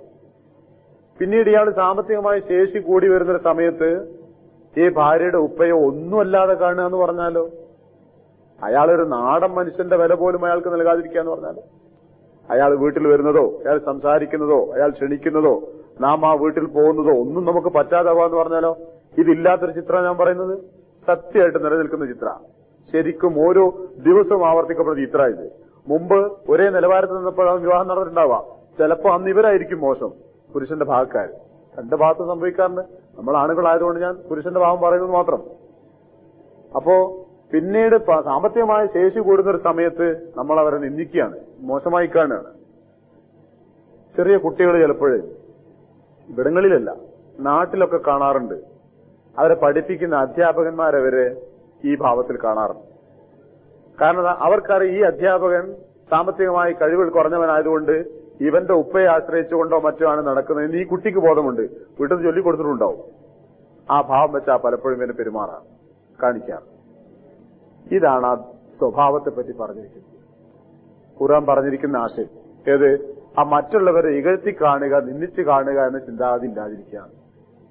പണത്തിന്റെ കൂടെ അതുപോലെ തന്നെ എന്തും നമ്മളെ കൊണ്ട് നേടാനാവും എന്ന് ചിന്തിക്കാതിരിക്കുക. അയസു നഫറ, നിങ്ങളെക്കാൾ സംഘബലമുള്ളവരും ആൾബലമുള്ളവരും ഞാനാണ് എന്ന രണ്ട് ചിന്തകൾ കടന്നു വരുന്നു. അപ്പൊ സോക്കട് തുടങ്ങൽ അവിടെ നിന്ന്. ഇത് ഖുർആൻ പഠിപ്പിച്ചു തരുന്നത് എന്തിനാന്ന് ചോദിച്ചാൽ പണത്തിന്റെ കൂടെ ഇത് വരാതിരിക്കാൻ നമുക്കൊരു ബോധം ഉണ്ടാവാന്ന് മാത്രമാണുള്ളത്. ഞാൻ എത്ര പണം കൂടിയാലും നിങ്ങൾ എനിക്ക് എന്റെ വാപ്പന്നെയാണ്, ആ ബഹുമാനം എനിക്കില്ലാതാവില്ല.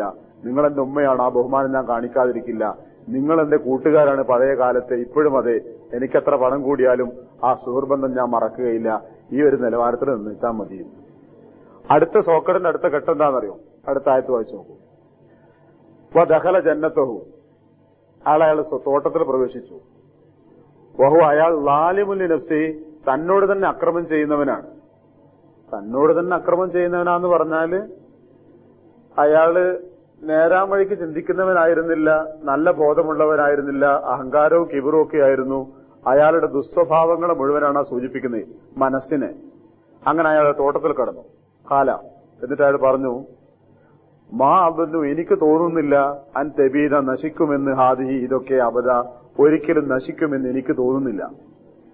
എന്റെ ഈ രണ്ട് വലിയ വിശാലമായി കിടക്കുന്ന ഈ തോട്ടം ഒന്നായി ഏതെങ്കിലും ഒരു സമയത്ത് നശിക്കുമെന്ന് എനിക്കൊരിക്കലും തോന്നുന്നില്ല.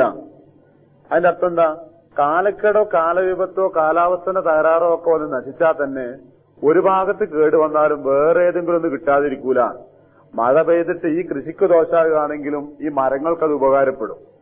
ഇനി മഴ ഇല്ലാത്തതുകൊണ്ട് ബുദ്ധിമുട്ടായിട്ട് ഇത് വരികയാണെങ്കിലും ആ മരങ്ങൾക്ക് അതുകൊണ്ട് ഉപകാരം ഉണ്ടാവും. എങ്ങനെ വന്നാലും ഏത് കാലാവസ്ഥ വന്നാലും എനിക്ക് ഉപകാരം ഉണ്ടാവുള്ളൂ, ഇതൊരിക്കലും നശിക്കയില്ല. പത്രക്ക് സമ്പന്നനാണ് അയാൾ. അയാൾക്ക് ഉണ്ടാകുന്ന രണ്ടാമത്തെ ഭാവമാണ് ഖുർആൻ കാണിക്കുന്നത്. എന്താണ് രണ്ടാമത്തെ സുഖം? ലഭിച്ചിരിക്കുന്ന സുഖങ്ങൾ ഒരിക്കലും നശിക്കുകയില്ല, അത് ശാശ്വതമാണ് എന്നൊരു തെറ്റിദ്ധാരണയാണ് പിന്നെ വരിക. അതെപ്പോഴാ വരാന്ന് തന്നെ ഒരു ദിവസം കൊണ്ടൊന്നുമല്ല, പതുക്കെ പതുക്കെ ഇങ്ങനെ ഉണ്ടാവും. പിന്നെ കൂടെ നിൽക്കുന്നവർ പലപ്പോഴും പറഞ്ഞ് കയറ്റും ചെയ്യും, ഇതൊക്കെ ഉണ്ടല്ലെങ്കിൽ നശിക്കാൻ പോണ്, അങ്ങനെയാണ് ഇങ്ങനെയാണെന്ന്. ഈ താല്പര്യം സംരക്ഷിക്കേണ്ട സ്വാർത്ഥ താല്പര്യമുള്ള ആൾക്കാർക്ക് ഉള്ളൊരു ശീലമാണിത്. സമ്പന്നനായ മനുഷ്യന്മാരെ ചിന്തിക്കാൻ സമ്മതിക്കാതെ ഇങ്ങനെ കയറ്റി കൊടുത്താൽ മതി, അവരങ്ങനെ കയറുന്നുള്ളൂ അവിടെ. അപ്പൊ അവനിങ്ങനെ തോന്നി ഇതൊന്നും ഒരിക്കലും നശിക്കയില്ല, ഇത് ശാശ്വതമാണെന്നൊരു ധാരണയിലേക്ക് ഇയാൾ എത്തും. അടുത്ത ഘട്ടം, വമാ അബുന്നു സാഅത, എനിക്ക് തോന്നുന്നില്ല ലോകാവസാനം കായിമ, അത് സംഭവിക്കുമെന്ന് എനിക്ക് തോന്നുന്നില്ല. അതാണ് സോക്കടിന്റെ മൂന്നാമത്തെ ഘട്ടം. അതെന്താ? അയാൾ പിന്നെ പോയി പടച്ചോനേറ്റ് കളിക്കാൻ തുടങ്ങി. ഇതുവരെ കളിച്ച് പടപ്പുകളേറ്റിരുന്നു. ഇതുവരെ കളിച്ചത് അതായിരുന്നു. മൂന്നാമത്തെ ഘട്ടം പറയുന്നത് അയാൾ ഇങ്ങനെ പോയിട്ട് പിന്നീട് അയാളെ സംസാരം പെരുമാറ്റമൊക്കെ മാറിയിട്ട് പിന്നെ അയാൾ പറഞ്ഞു തുടങ്ങും, എന്താണ് ഈ ലോകാവസാനം ഇങ്ങനെയൊക്കെ. നേരത്തെ ജീവിതത്തിൽ ഇത്രയും കാലം മഹത്തരമായി മനസ്സിൽ സൂക്ഷിച്ചു നടന്ന വിശ്വാസങ്ങളെയും ആദർശങ്ങളെയും തത്വങ്ങളെയും ഒക്കെ അയാൾക്ക് തന്നെ പുച്ഛമായി തോന്നി തുടങ്ങുക. അത് പുച്ഛമാണെന്ന് അയാൾ പ്രകടിപ്പിക്കാനും തുടങ്ങുക. അതാണ് ആ സോക്കട്. ഇതൊരു വലിയൊരു പാഠാ ഖുർആൻ നൽകുന്നു. ഏതെങ്കിലും ഒരു വ്യക്തി പടച്ചോന്റെ കലാമുകളെ പരിഹസിക്കാനും അള്ളാഹുവിന്റെ നിയമങ്ങളെ നിസ്സാരമായി കാണാനും ഒക്കെ തുടങ്ങുന്നുണ്ടെങ്കിൽ അയാളുടെ പിന്നിലേക്കൊന്ന് പരിശോധിച്ച് നോക്കുന്നത് നല്ലതാണ് എന്നാണ്. എന്തെങ്കിലും ഒരു ഭൗതികമായ സപ്പോർട്ട് അയാളുടെ പിന്നിൽ നിൽക്കുമ്പോഴാണ് സാധാരണ ആളുകൾ ഈ ശ്രമങ്ങളുമായി വരാറെന്നുള്ളതാണ്. ലോകാവസാനം നടക്കുന്നു എനിക്ക് തോന്നുന്നില്ലടോ എന്നൊക്കെ ഒരാൾ പറയുമ്പോൾ നമ്മൾ അയാളിത് പറയാൻ പ്രേരിപ്പിക്കുന്ന ഘടകം എന്താന്ന് പിറകോട്ട് ചിന്തിച്ചു നോക്കിയാൽ എന്തോ ഒരു സപ്പോർട്ട് അയാളുടെ ബാക്കിൽ നിൽക്കുന്നുണ്ടാവും. കുടുംബാസൂത്രണമൊക്കെ ഇസ്ലാമികമായി ശരിയാണെന്ന് ലേഖനം എഴുതുന്ന ഒരു വ്യക്തിയുടെ ലേഖനം വായിക്കുമ്പോൾ ആ ലേഖനത്തിന്റെ പിന്നിൽ അയാളെ പ്രേരിപ്പിക്കുന്ന ഘടകം എന്താന്ന് പിന്നെ ചിന്തിച്ചാൽ കാണും ഏതോ ഒരു പണത്തിന്റെ സപ്പോർട്ട് അയാളെ പിന്നിൽ നിൽക്കുന്നുണ്ടാവും, അല്ലെങ്കിൽ ഏതോ ഒരു ഭൗതികമായ ഫലം അയാളെ പിന്നിൽ നിൽക്കുന്നുണ്ടാവും. ഖുർആനിൽ അംഗീകരിക്കപ്പെട്ട വിശ്വാസാദർശങ്ങളെ സഹാബാ കിറാമിനെ പരിഹസിക്കുക, നബി സല്ലല്ലാഹു അലൈഹി വസല്ലമയെ പുച്ഛിക്കുക, അങ്ങനെ തുടങ്ങി എന്തെങ്കിലും വൃത്തികേടുകൾ മുസ്ലിം സമൂഹത്തിൽപ്പെട്ട ആരെങ്കിലും ചെയ്യുന്നുവെങ്കിൽ അത് വായിക്കുമ്പോൾ ദേഷ്യം പിടിക്കുന്നതിന് പകരം ഖുർആൻ പഠിപ്പിക്കുന്ന ഒരു പാഠമാണ്, ഇതൊരു ചിന്ത. നിങ്ങൾ അയാളെ പിറകിലേക്ക് നോക്കൂ, ആരോ അയാളെ പിറകിൽ നിന്ന് സപ്പോർട്ട് ചെയ്തിട്ട് പിന്തുണച്ച് വരുന്നുണ്ടാവും. ഇത് സത്യമാണല്ലോ. നമ്മുടെ ആയിരത്തങ്ങൾ മുമ്പൊരിക്കൽ പറഞ്ഞൊരു സന്ദർഭം നിങ്ങൾ ഓർമ്മയിലുണ്ടാവുമല്ലോ. അദ്ദേഹം മുമ്പ് കാലത്ത് ഒരബദ്ധം പറ്റിപ്പോയിട്ട് അദ്ദേഹം പറഞ്ഞൊരു കുടുംബാസൂത്രണത്തിന് അനുകൂലമായി ഒരു ലേഖനം എഴുതി അദ്ദേഹം പത്രത്തിൽ വളരെ മുമ്പാ ഇസ്ലാമികമായ അനുകൂലമാണെന്നെല്ലാം കൂടി പറഞ്ഞുകൊണ്ട് അയാൾ പ്രതീക്ഷിക്കാത്തൊരു സമയത്ത് അവർക്ക് ഒരു ചെക്ക് കിട്ടി 500 ഉറുപ്പികയുടെ, അന്ന് വളരെ വിലയുള്ള കാല, 500 ഉറുപ്പികയുടെ സർക്കാർ ഒരു ചെക്ക് കിട്ടി 500 ഉറുപ്പികയുടെ, നിങ്ങൾ ഇന്നാൾ പ്രസിദ്ധീകരിച്ച ആ ലേഖനത്തിന് സമ്മാനം എന്ന് പറഞ്ഞിട്ടുണ്ട്. ഇത് അദ്ദേഹം ഒരു സന്ദർഭത്തിൽ ഓർമ്മിച്ചതാണ്. അദ്ദേഹം ഈ 500 ഉറുപ്പിക കിട്ടുന്ന വിചാരിച്ച് എഴുതിയതൊന്നുമില്ല. പക്ഷേ ഈ ഒരു ലേഖനം മുസ്ലിം സമൂഹത്തിൽപ്പെട്ട ഒരാൾ എഴുതിയപ്പോൾ അത് സന്തുഷ്ടമായി കണ്ട സർക്കാർ ഡിപ്പാർട്ട്മെന്റ് ആ വ്യക്തിയെ തെരഞ്ഞു പിടിച്ചിട്ട് പൈസ ഇങ്ങോട്ട് അയച്ചു കൊടുത്തിരിക്കുന്നതാണ്. അദ്ദേഹത്തിന് തിരിച്ചു ചിന്തിക്കാൻ കാരണമായി തീർന്നു എന്നുള്ളതാണ് മറ്റൊരു കാര്യം. അദ്ദേഹം അതിൽ തൗബയിൽ തെറ്റിൽ പശ്ചാത്തപിക്കുകയും തിരിച്ചു പറയുകയും ചെയ്തിട്ടുണ്ട്. പക്ഷെ ഞാൻ പറയുന്നത് ഇത് തിരിച്ചു വരാതെ കുറെ ആളുകൾ മുന്നോട്ട് പോയിട്ടുണ്ട് നമ്മുടെ നാട്ടിലൊക്കെ പലതും പറഞ്ഞിട്ട്. അവരെ പിന്നിലുള്ള പശ്ചാത്തലം പരിശോധിച്ച് നോക്കിയാൽ ഇതായിരുന്നു. ധനാഢ്യന്മാരുടെ അരികിൽ ചെല്ലുക, സക്കാത്തൊന്നും അങ്ങനെ കൊടുക്കേണ്ടതൊന്നുമല്ല, ഈ നിസ്കാരം എന്നും പറഞ്ഞാൽ അങ്ങനെ എഴുന്നേറ്റ് സുബൈക്കും മറ്റൊന്നും എഴുന്നേറ്റ് ബുദ്ധിമുട്ടുണ്ടോന്നല്ല എന്നെല്ലാം കൂടിയൊക്കെ പറയാം. പക്ഷെ ഇത് പറഞ്ഞു വരത്താൻ എന്നെ കൊണ്ട് മാത്രം കഴിയില്ല എന്ന് പറയാ. അതുകൊണ്ട് സാമ്പത്തികമായി കഴിവ് നൽകണമെന്ന് പറയാ. ഇതൊക്കെയായിരുന്നു അവരുടെയൊക്കെ ജീവിതത്തിന്റെ ചുറ്റുപാടുകൾ. സത്യം ഇതാണ്. അതാണ് ഖുർആൻ പഠിപ്പിക്കുന്ന പാഠം. മൂന്നാമതായി ആ മനുഷ്യൻ എത്തിപ്പെടുന്ന രംഗം അള്ളാഹുവിന്റെ നിയമങ്ങളെ ചോദ്യം ചെയ്യാൻ തുടങ്ങും. അള്ളാഹുവിന്റെ വിധിവിലക്കുകൾ ചോദ്യം ചെയ്യാൻ തുടങ്ങും. എന്തിനാ ഇതൊക്കെ ഹറാമാക്കിയത്? എന്തിനാ ഇതൊക്കെ ഹലാലാക്കിയത്?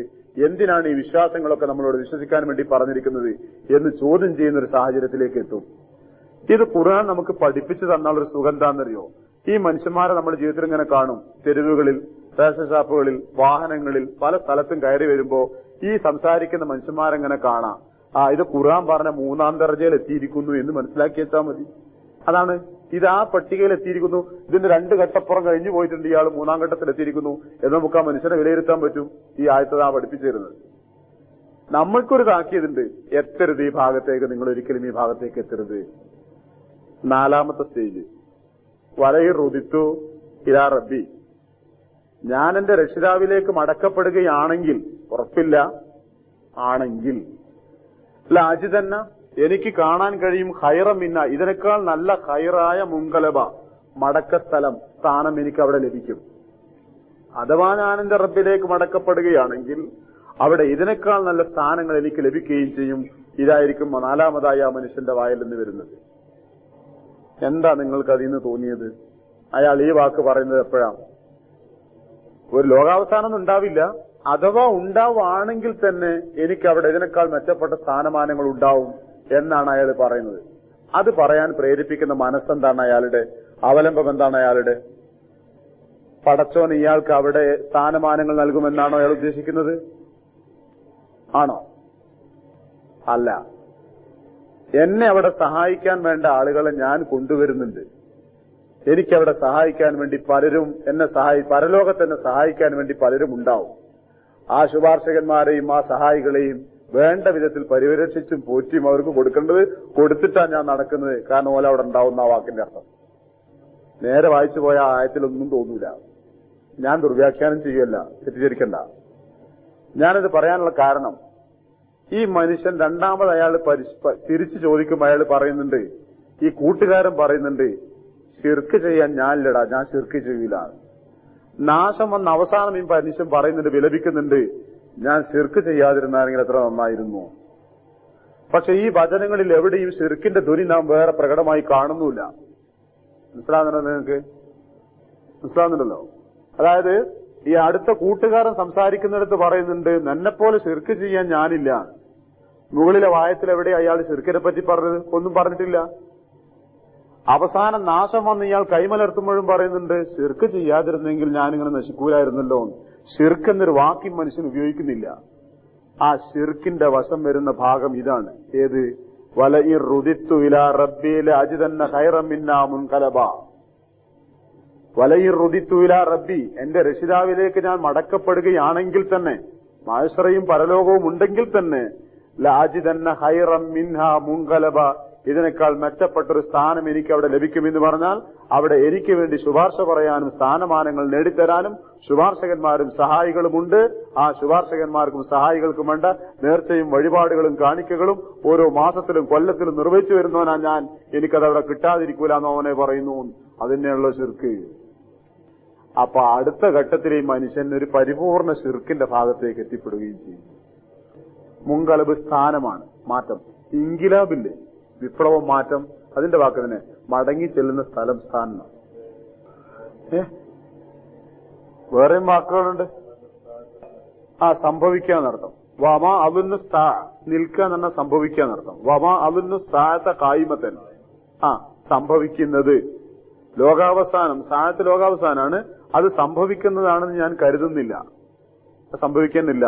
വലയിൽ റുദിത്തുല റബ്ബി, രക്ഷിതാവിലേക്ക് മടക്കപ്പെടുകയാണെങ്കിലോ ലാജിദന്ന ഖൈറൻ മിന്നാ മുൻകലബ, ഇതിനേക്കാൾ മെച്ചപ്പെട്ട സ്ഥാനം എനിക്ക് ലഭിച്ചുകൂടായില്ല. നിങ്ങൾ ഒരു കാര്യം ഇങ്ങനെ വെറുതെ ഇങ്ങനെ ശ്രദ്ധിച്ചു നോക്കൂ. നിങ്ങൾ ഈ ശിർക്കുമായി ബന്ധപ്പെട്ട പ്രവർത്തനങ്ങളുടെ പിന്നാലെ പോകുന്ന ഒരു വലിയ വിഭാഗം ആളുകൾ സാമ്പത്തികമായി വളരെ ശേഷിയുള്ള ആളുകളായിരിക്കും. എല്ലാവരും നല്ല ഒരു നല്ല വിഭാഗം ആളുകൾ. അവർക്ക് നേരത്തെ നിസ്കരിക്കുക, ബാക്കി കാര്യങ്ങളൊക്കെ പറഞ്ഞാൽ അവർക്ക് ബുദ്ധിമുട്ട്, അവരെ കൊണ്ട് കഴിയില്ല. പകരം അവർ കണ്ടെത്തുന്ന മാർഗം എന്താണ്? ഈ ശുപാർശകന്മാരായോ സഹായികളായോ മനസ്സിൽ സങ്കല്പിച്ചിരിക്കുന്ന ഈ ശുഹദാക്കന്മാർക്കും നേർച്ചക്കാർക്കും അതുപോലെ ഔലിയാക്കന്മാർക്കുമൊക്കെ ആവശ്യമായ കാര്യങ്ങൾ നിർവഹിച്ചിട്ട് അവരെയൊക്കെ സംതൃപ്തിപ്പെടുത്തി നിർത്തിയിട്ട്, ഇവർ ഞങ്ങൾക്ക് ശുപാർശ പറയാനുണ്ടാവുമെങ്കിൽ പിന്നെ ഞങ്ങൾ എന്തിനാ അങ്ങനെ കഷ്ടപ്പെടേണ്ടത് എന്നൊരു ഭാവത്തിൽ എത്തി നിൽക്കുന്നുമില്ല. അതന്നെ ഖുർആൻ ഈ പറഞ്ഞത്. മനുഷ്യന്റെ ചിന്ത പിന്നീട് എത്തിപ്പെടുന്നൊരു ഭാഗം അതാണ്. ഇനി കൂട്ടുകാരനെ നോക്കാം. ഖാലലഹു സ്വാഹിബുഹു, അയാളെ കൂട്ടുകാരൻ അയാളോട് പറഞ്ഞു. വഹുവ, അയാളും യുഹാബിറുഹു, അവരുമായി സംവാദം നടത്തുകയാണ്. ഹാദറ യുഹാബിറു. ഖാല ലഹു സ്വാഹിബു, ഈ നേരത്തെ പറഞ്ഞ സമ്പന്നനായ കൂട്ടുകാരനോട് അയാളുടെ കൂട്ടുകാരൻ പറഞ്ഞു, ദരിദ്രനായ കൂട്ടുകാരൻ പറഞ്ഞു സംവാദം നടത്തിക്കൊണ്ട്. എന്താ ചോദിച്ചത്?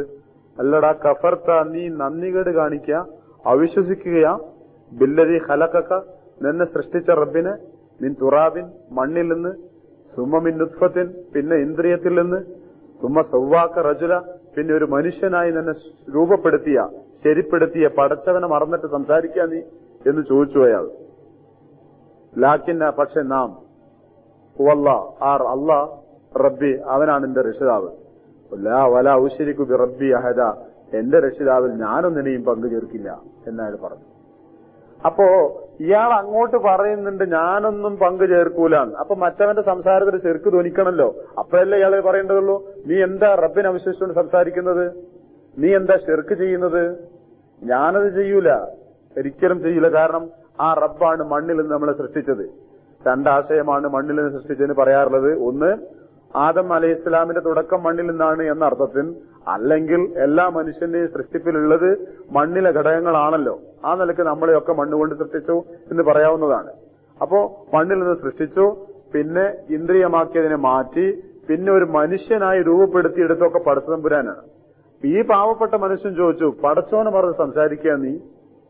ലാക്കിന്നഹു അല്ലാഹു റബ്ബി വലാ ഉശ്രികു ബി റബ്ബി അഹദ. നീ എന്ത് പറഞ്ഞാലും ശിർക്ക് ചെയ്യാൻ ഞാനില്ല എന്നാണ്. വലാ ഉശ്രികു ബി റബ്ബി അഹദ, എന്റെ രക്ഷിതാവിൽ ഞാൻ ഒന്നിനെയും പങ്കു ചേർക്കുകയില്ല. അപ്പൊ ഇയാളുടെ മറുപടി അങ്ങോട്ടതായതുകൊണ്ടാണ് പറയുന്നത് അയാളുടെ ചിന്തയിൽ ശിർക്ക് ബന്ധപ്പെട്ടിരുന്നു, ശിർക്കുണ്ടായിരുന്നു. അതാണ് ആ വാചകം എനിക്ക് മഹ്ശറയിൽ സഹായികളെ കാണുമെന്ന് പറഞ്ഞ ചിന്ത ശിർക്കിലേക്കാണ് സൂചിപ്പിക്കുന്നത്. എന്നിട്ട് ഇയാൾ ചോദിച്ചു, വലൗല ഇത് ദഖൽത ജന്നതക, നീ നിന്റെ തോട്ടത്തിൽ കടന്നപ്പോൾ കുൽത്ത, നിനക്ക് ഇങ്ങനെ പറഞ്ഞുകൂടായിരുന്നു, മാഷാ അല്ലാഹ്, അള്ളാഹു ഉദ്ദേശിച്ചതാണിത്, ലാ ഖുവ്വത ഇല്ലാ ബില്ലാ, അള്ളാഹുവിനെ കൊണ്ടല്ലാതെ ഒരു സഹായവുമില്ല എന്ന് പറഞ്ഞുകൂടായിരുന്നു നിനക്ക്? എങ്ങനെയാണെങ്കിൽ ഇൻ തറനി, നീ എന്നെ കാണുന്നുവെങ്കിൽ അന എന്നെ, അകല്ല മിൻക, നിന്നെക്കാളും കുറഞ്ഞവനായിട്ട്, മാലം വവലത, മക്കളും പണവും ഒക്കെ കുറഞ്ഞവനായി നീ കാണുന്നു നോക്ക. നിന്റെ മനസ്സിൽ എന്നെപ്പറ്റി പണവും മക്കളും ഒക്കെ കുറഞ്ഞവനാണ് ഞാൻ എന്ന് നിന്റെ മനസ്സിൽ എനിക്ക് തോന്നിയെന്ന് വെക്കുക. എങ്കിൽ തന്നെ നീ പറയേണ്ടിയിരുന്നത് തോട്ടത്തിൽ കടക്കുമ്പോൾ ഇത് അള്ളാന്റെ വിധിയാണ്, അള്ളാന്റെ കഴിവാണ്, അള്ളാഹു നൽകിയതാണ് എന്നല്ലേ നീ പറയേണ്ടിയിരുന്നത്. നീ എന്താ ഇങ്ങനെയൊക്കെ സംസാരിക്കുന്നത് എന്നയാൾ ചോദിച്ചു. ആ സംഭാഷണത്തിലൂടെ പടച്ചവൻ ചെയ്യുന്നത് ഏതോ അജ്ഞാതരായ രണ്ടാളുകൾ, നമുക്കറിയില്ല, ഊരും പേരൊന്നും പറഞ്ഞിട്ടില്ല. പക്ഷെ രണ്ടാമത്തവന്റെ സംസാരം ഏതായിരുന്നാലും പടച്ചവനക്ക് ഇഷ്ടപ്പെട്ടിട്ടുണ്ട്. അതുകൊണ്ടാണല്ലോ റബ്ബ് ആ വാക്കെടുത്ത് ഏറ്റെടുത്ത് പറയുന്നത്. അപ്പോ ആ രണ്ടാളുടെ സംഭാഷണത്തിൽ ആ രണ്ടാമത്തവന്റെ സംസാരമാണ് നമുക്ക് പാഠമായി പടച്ചവൻ പഠിപ്പിച്ചു തരുന്നത്. എന്താണത്? സാമ്പത്തികമായ വർധനവുകളും അനുഗ്രഹങ്ങളും സുഖങ്ങളും ലഭിക്കുമ്പോൾ ഒരു ബോധം മനസ്സിന്റെ അടിയിൽ ഇങ്ങനെ വെച്ചുകൊണ്ടേയിരിക്കുക, പറയും ചെയ്യുക, ഇതൊക്കെ റബ്ബ് നൽകിയ ദാനങ്ങളാണ്, സമ്മാനങ്ങളാണ്, എത്ര കാലത്തേക്കാന്നറിയില്ല, അള്ളാന്റെ തൗഫീഖ് കൊണ്ട് ലഭിച്ചതാണ്, എന്റെ മിടുക്കൊന്നുമില്ല, ഞാനോട്ട് അധ്വാനിച്ചതുമല്ല, എല്ലാം ഒരു തരം തൗഫീഖിൽ ഇങ്ങനെ എത്തിപ്പെട്ടതാണ് എന്ന വിനയത്തിന്റെ ഭാവം നിങ്ങളെ കയ്യിൽ നിന്ന് വിടാതിരിക്കട്ടെ എന്ന്. ഇതാണിപ്പോ നമ്മൾ സഹാബാ കിറാം റളിയല്ലാഹു അൻഹുവിൽ കാണുന്നത്. നബി സല്ലല്ലാഹു അലൈഹി വസല്ലം അവർ സമ്പന്നനായി ജീവിക്കുന്ന ഘട്ടം ഉണ്ടായിട്ടില്ല. അതുകൊണ്ട് തന്നെ നബിയെപ്പറ്റി നമുക്ക് ആ ഉദാഹരണം പറയാനില്ല. കിട്ടിയ സുഖങ്ങളിലൊക്കെ നബി അത് ആ ബോധം വിടാതെ അവസാന സമയം വരെ ഭാര്യമാരൊക്കെ കൂടുതൽ സാമ്പത്തികമായ ശേഷിയും ഒക്കെ ഉണ്ടായപ്പോൾ സുഖങ്ങൾ ചോദിച്ചപ്പോൾ വരെ അതിന് കൂടെ നിൽക്കുകയല്ല ചെയ്തത്. എന്താ ഇതൊക്കെ ഇങ്ങനെ എന്ന് പറഞ്ഞൊരു വിവാദത്തിലാണ് നബി പെരുമാറിയിട്ടുള്ളത്. കയ്യിൽ കിട്ടിയതൊക്കെ വീതിച്ചു കൊടുക്കുന്ന രീതി നമ്മൾ കാണുന്ന. അബൂബക്കർ സിദ്ദീഖ് റളിയല്ലാഹു അൻഹു, ഉസ്മാൻ ബിൻ അഫ്ഫാൻ റളിയല്ലാഹു അൻഹു, അബ്ദുറഹ്മാൻ ബിൻ ഔഫ് റളിയല്ലാഹു അൻഹു തുടങ്ങിയ ആളുകളാണ്. അബ്ദുറഹ്മാൻ ബിൻ ഔഫ് റളിയല്ലാഹു അൻഹുവിനെ പറ്റിയൊക്കെ ചരിത്രത്തിലെ ഹദീസിലൊക്കെ കാണുന്നത് നമ്മളെ നാടൻ ഭാഷയിൽ പറഞ്ഞാൽ തൊട്ടതൊക്കെ പൊന്നാവുകയെന്നാ. എന്ത് ബിസിനസ് ചെയ്താലും ലാഭത്തോട് ലാഭം, ഹലാലായ ബിസിനസ്സുകൾ മാത്രമേ ചെയ്യുന്നുള്ളൂ. പക്ഷെ കിട്ടുന്നത് മുഴുവൻ ലാഭം. കൊടുക്കുന്നതിനാണെങ്കിൽ യാതൊരു കണക്കൂല. എന്നിട്ട് ആ സഹാബിയെ കാണുമ്പോഴൊക്കെ നബി പറയും, ഇന്നക ലാ തദ്ഖുലുൽ ജന്ന ഇല്ലാ ഹബുവ, അബോ സ്വർഗത്തിൽ കടക്കണമെങ്കിൽ കുറച്ച് നിരങ്ങേണ്ടി വരും, ചന്തിയിട്ട് നിരങ്ങാന്ന ഹബുവിനർത്ഥം. അത്ര പെട്ടെന്നൊന്നും താനങ്ങ് സ്വർഗത്തിൽ കടക്കൂലട്ടോ എന്ന് പറയും ഇദ്ദേഹത്തോട്. അപ്പൊ അദ്ദേഹം അബ്ദുറഹ്മാൻ അദ്ദേഹം ചോദിക്കും, ഇനി എന്താ പ്രവാചകനെ ഞാൻ ചെയ്യേണ്ടത്? ഞാനല്ലേ കൊടുക്കുന്നത്, മതിയായത് തോന്നണ്ട, കൊടുത്തൂട് ഈ ചിന്തയുമായിട്ടാണ് ഗ്രഹിപ്പിക്കുന്നത്. ഇതാണിപ്പോ അബ്ദുറഹ്മാൻ റളിയല്ലാഹു ചെയ്തിരുന്നത്. ഇവിടെ നമ്മൾ കാണുന്ന പാഠം അവരിൽ ഉണ്ടാക്കി തീർത്ത ആ ബോധം, ആ ചിന്ത അതായിരുന്നു. അതുകൊണ്ട് തന്നെ എന്തുണ്ടായെന്ന് ചോദിച്ചാൽ ഒരിക്കലും സാമ്പത്തികമായ ഒരു ക്ലേശം കൊണ്ട് നബിയുടെ ഒരു പ്രവർത്തനം നിന്നുപോയിട്ടില്ല. നിങ്ങൾ പരിശോധിക്കുക, അവിടെ പൈസന്റെ കുറവുകൊണ്ട് നബി ഉദ്ദേശിച്ചൊരു പദ്ധതി നടക്കാതെ പോയിട്ടില്ല. നബിന്റെ അടുത്തോട്ട് കാശുമില്ല, വേറെ നേരം സംഭാവന ഏൽപ്പിച്ച് എഴുതാനോട്ട് നബിക്കോട്ട് കഴിയില്ല. ആ കാണുന്ന മനുഷ്യന്മാരുടെ കയ്യിലുള്ള കാശ് കൊണ്ട് മാത്രമായി ചെയ്തു. ഇതെന്തിനാ ഞാൻ പറഞ്ഞെന്ന് വെച്ചാല്, പടച്ചോൻ ഈ കാശൊക്കെ നമുക്ക് നൽകിയിട്ടുണ്ട്. നമ്മളിപ്പോഴ് അനുഗ്രഹങ്ങൾ ലഭിച്ചപ്പോ കുറച്ചുകൂടി പേടിയായിരുന്നു ദാരിദ്ര്യത്തെപ്പറ്റി.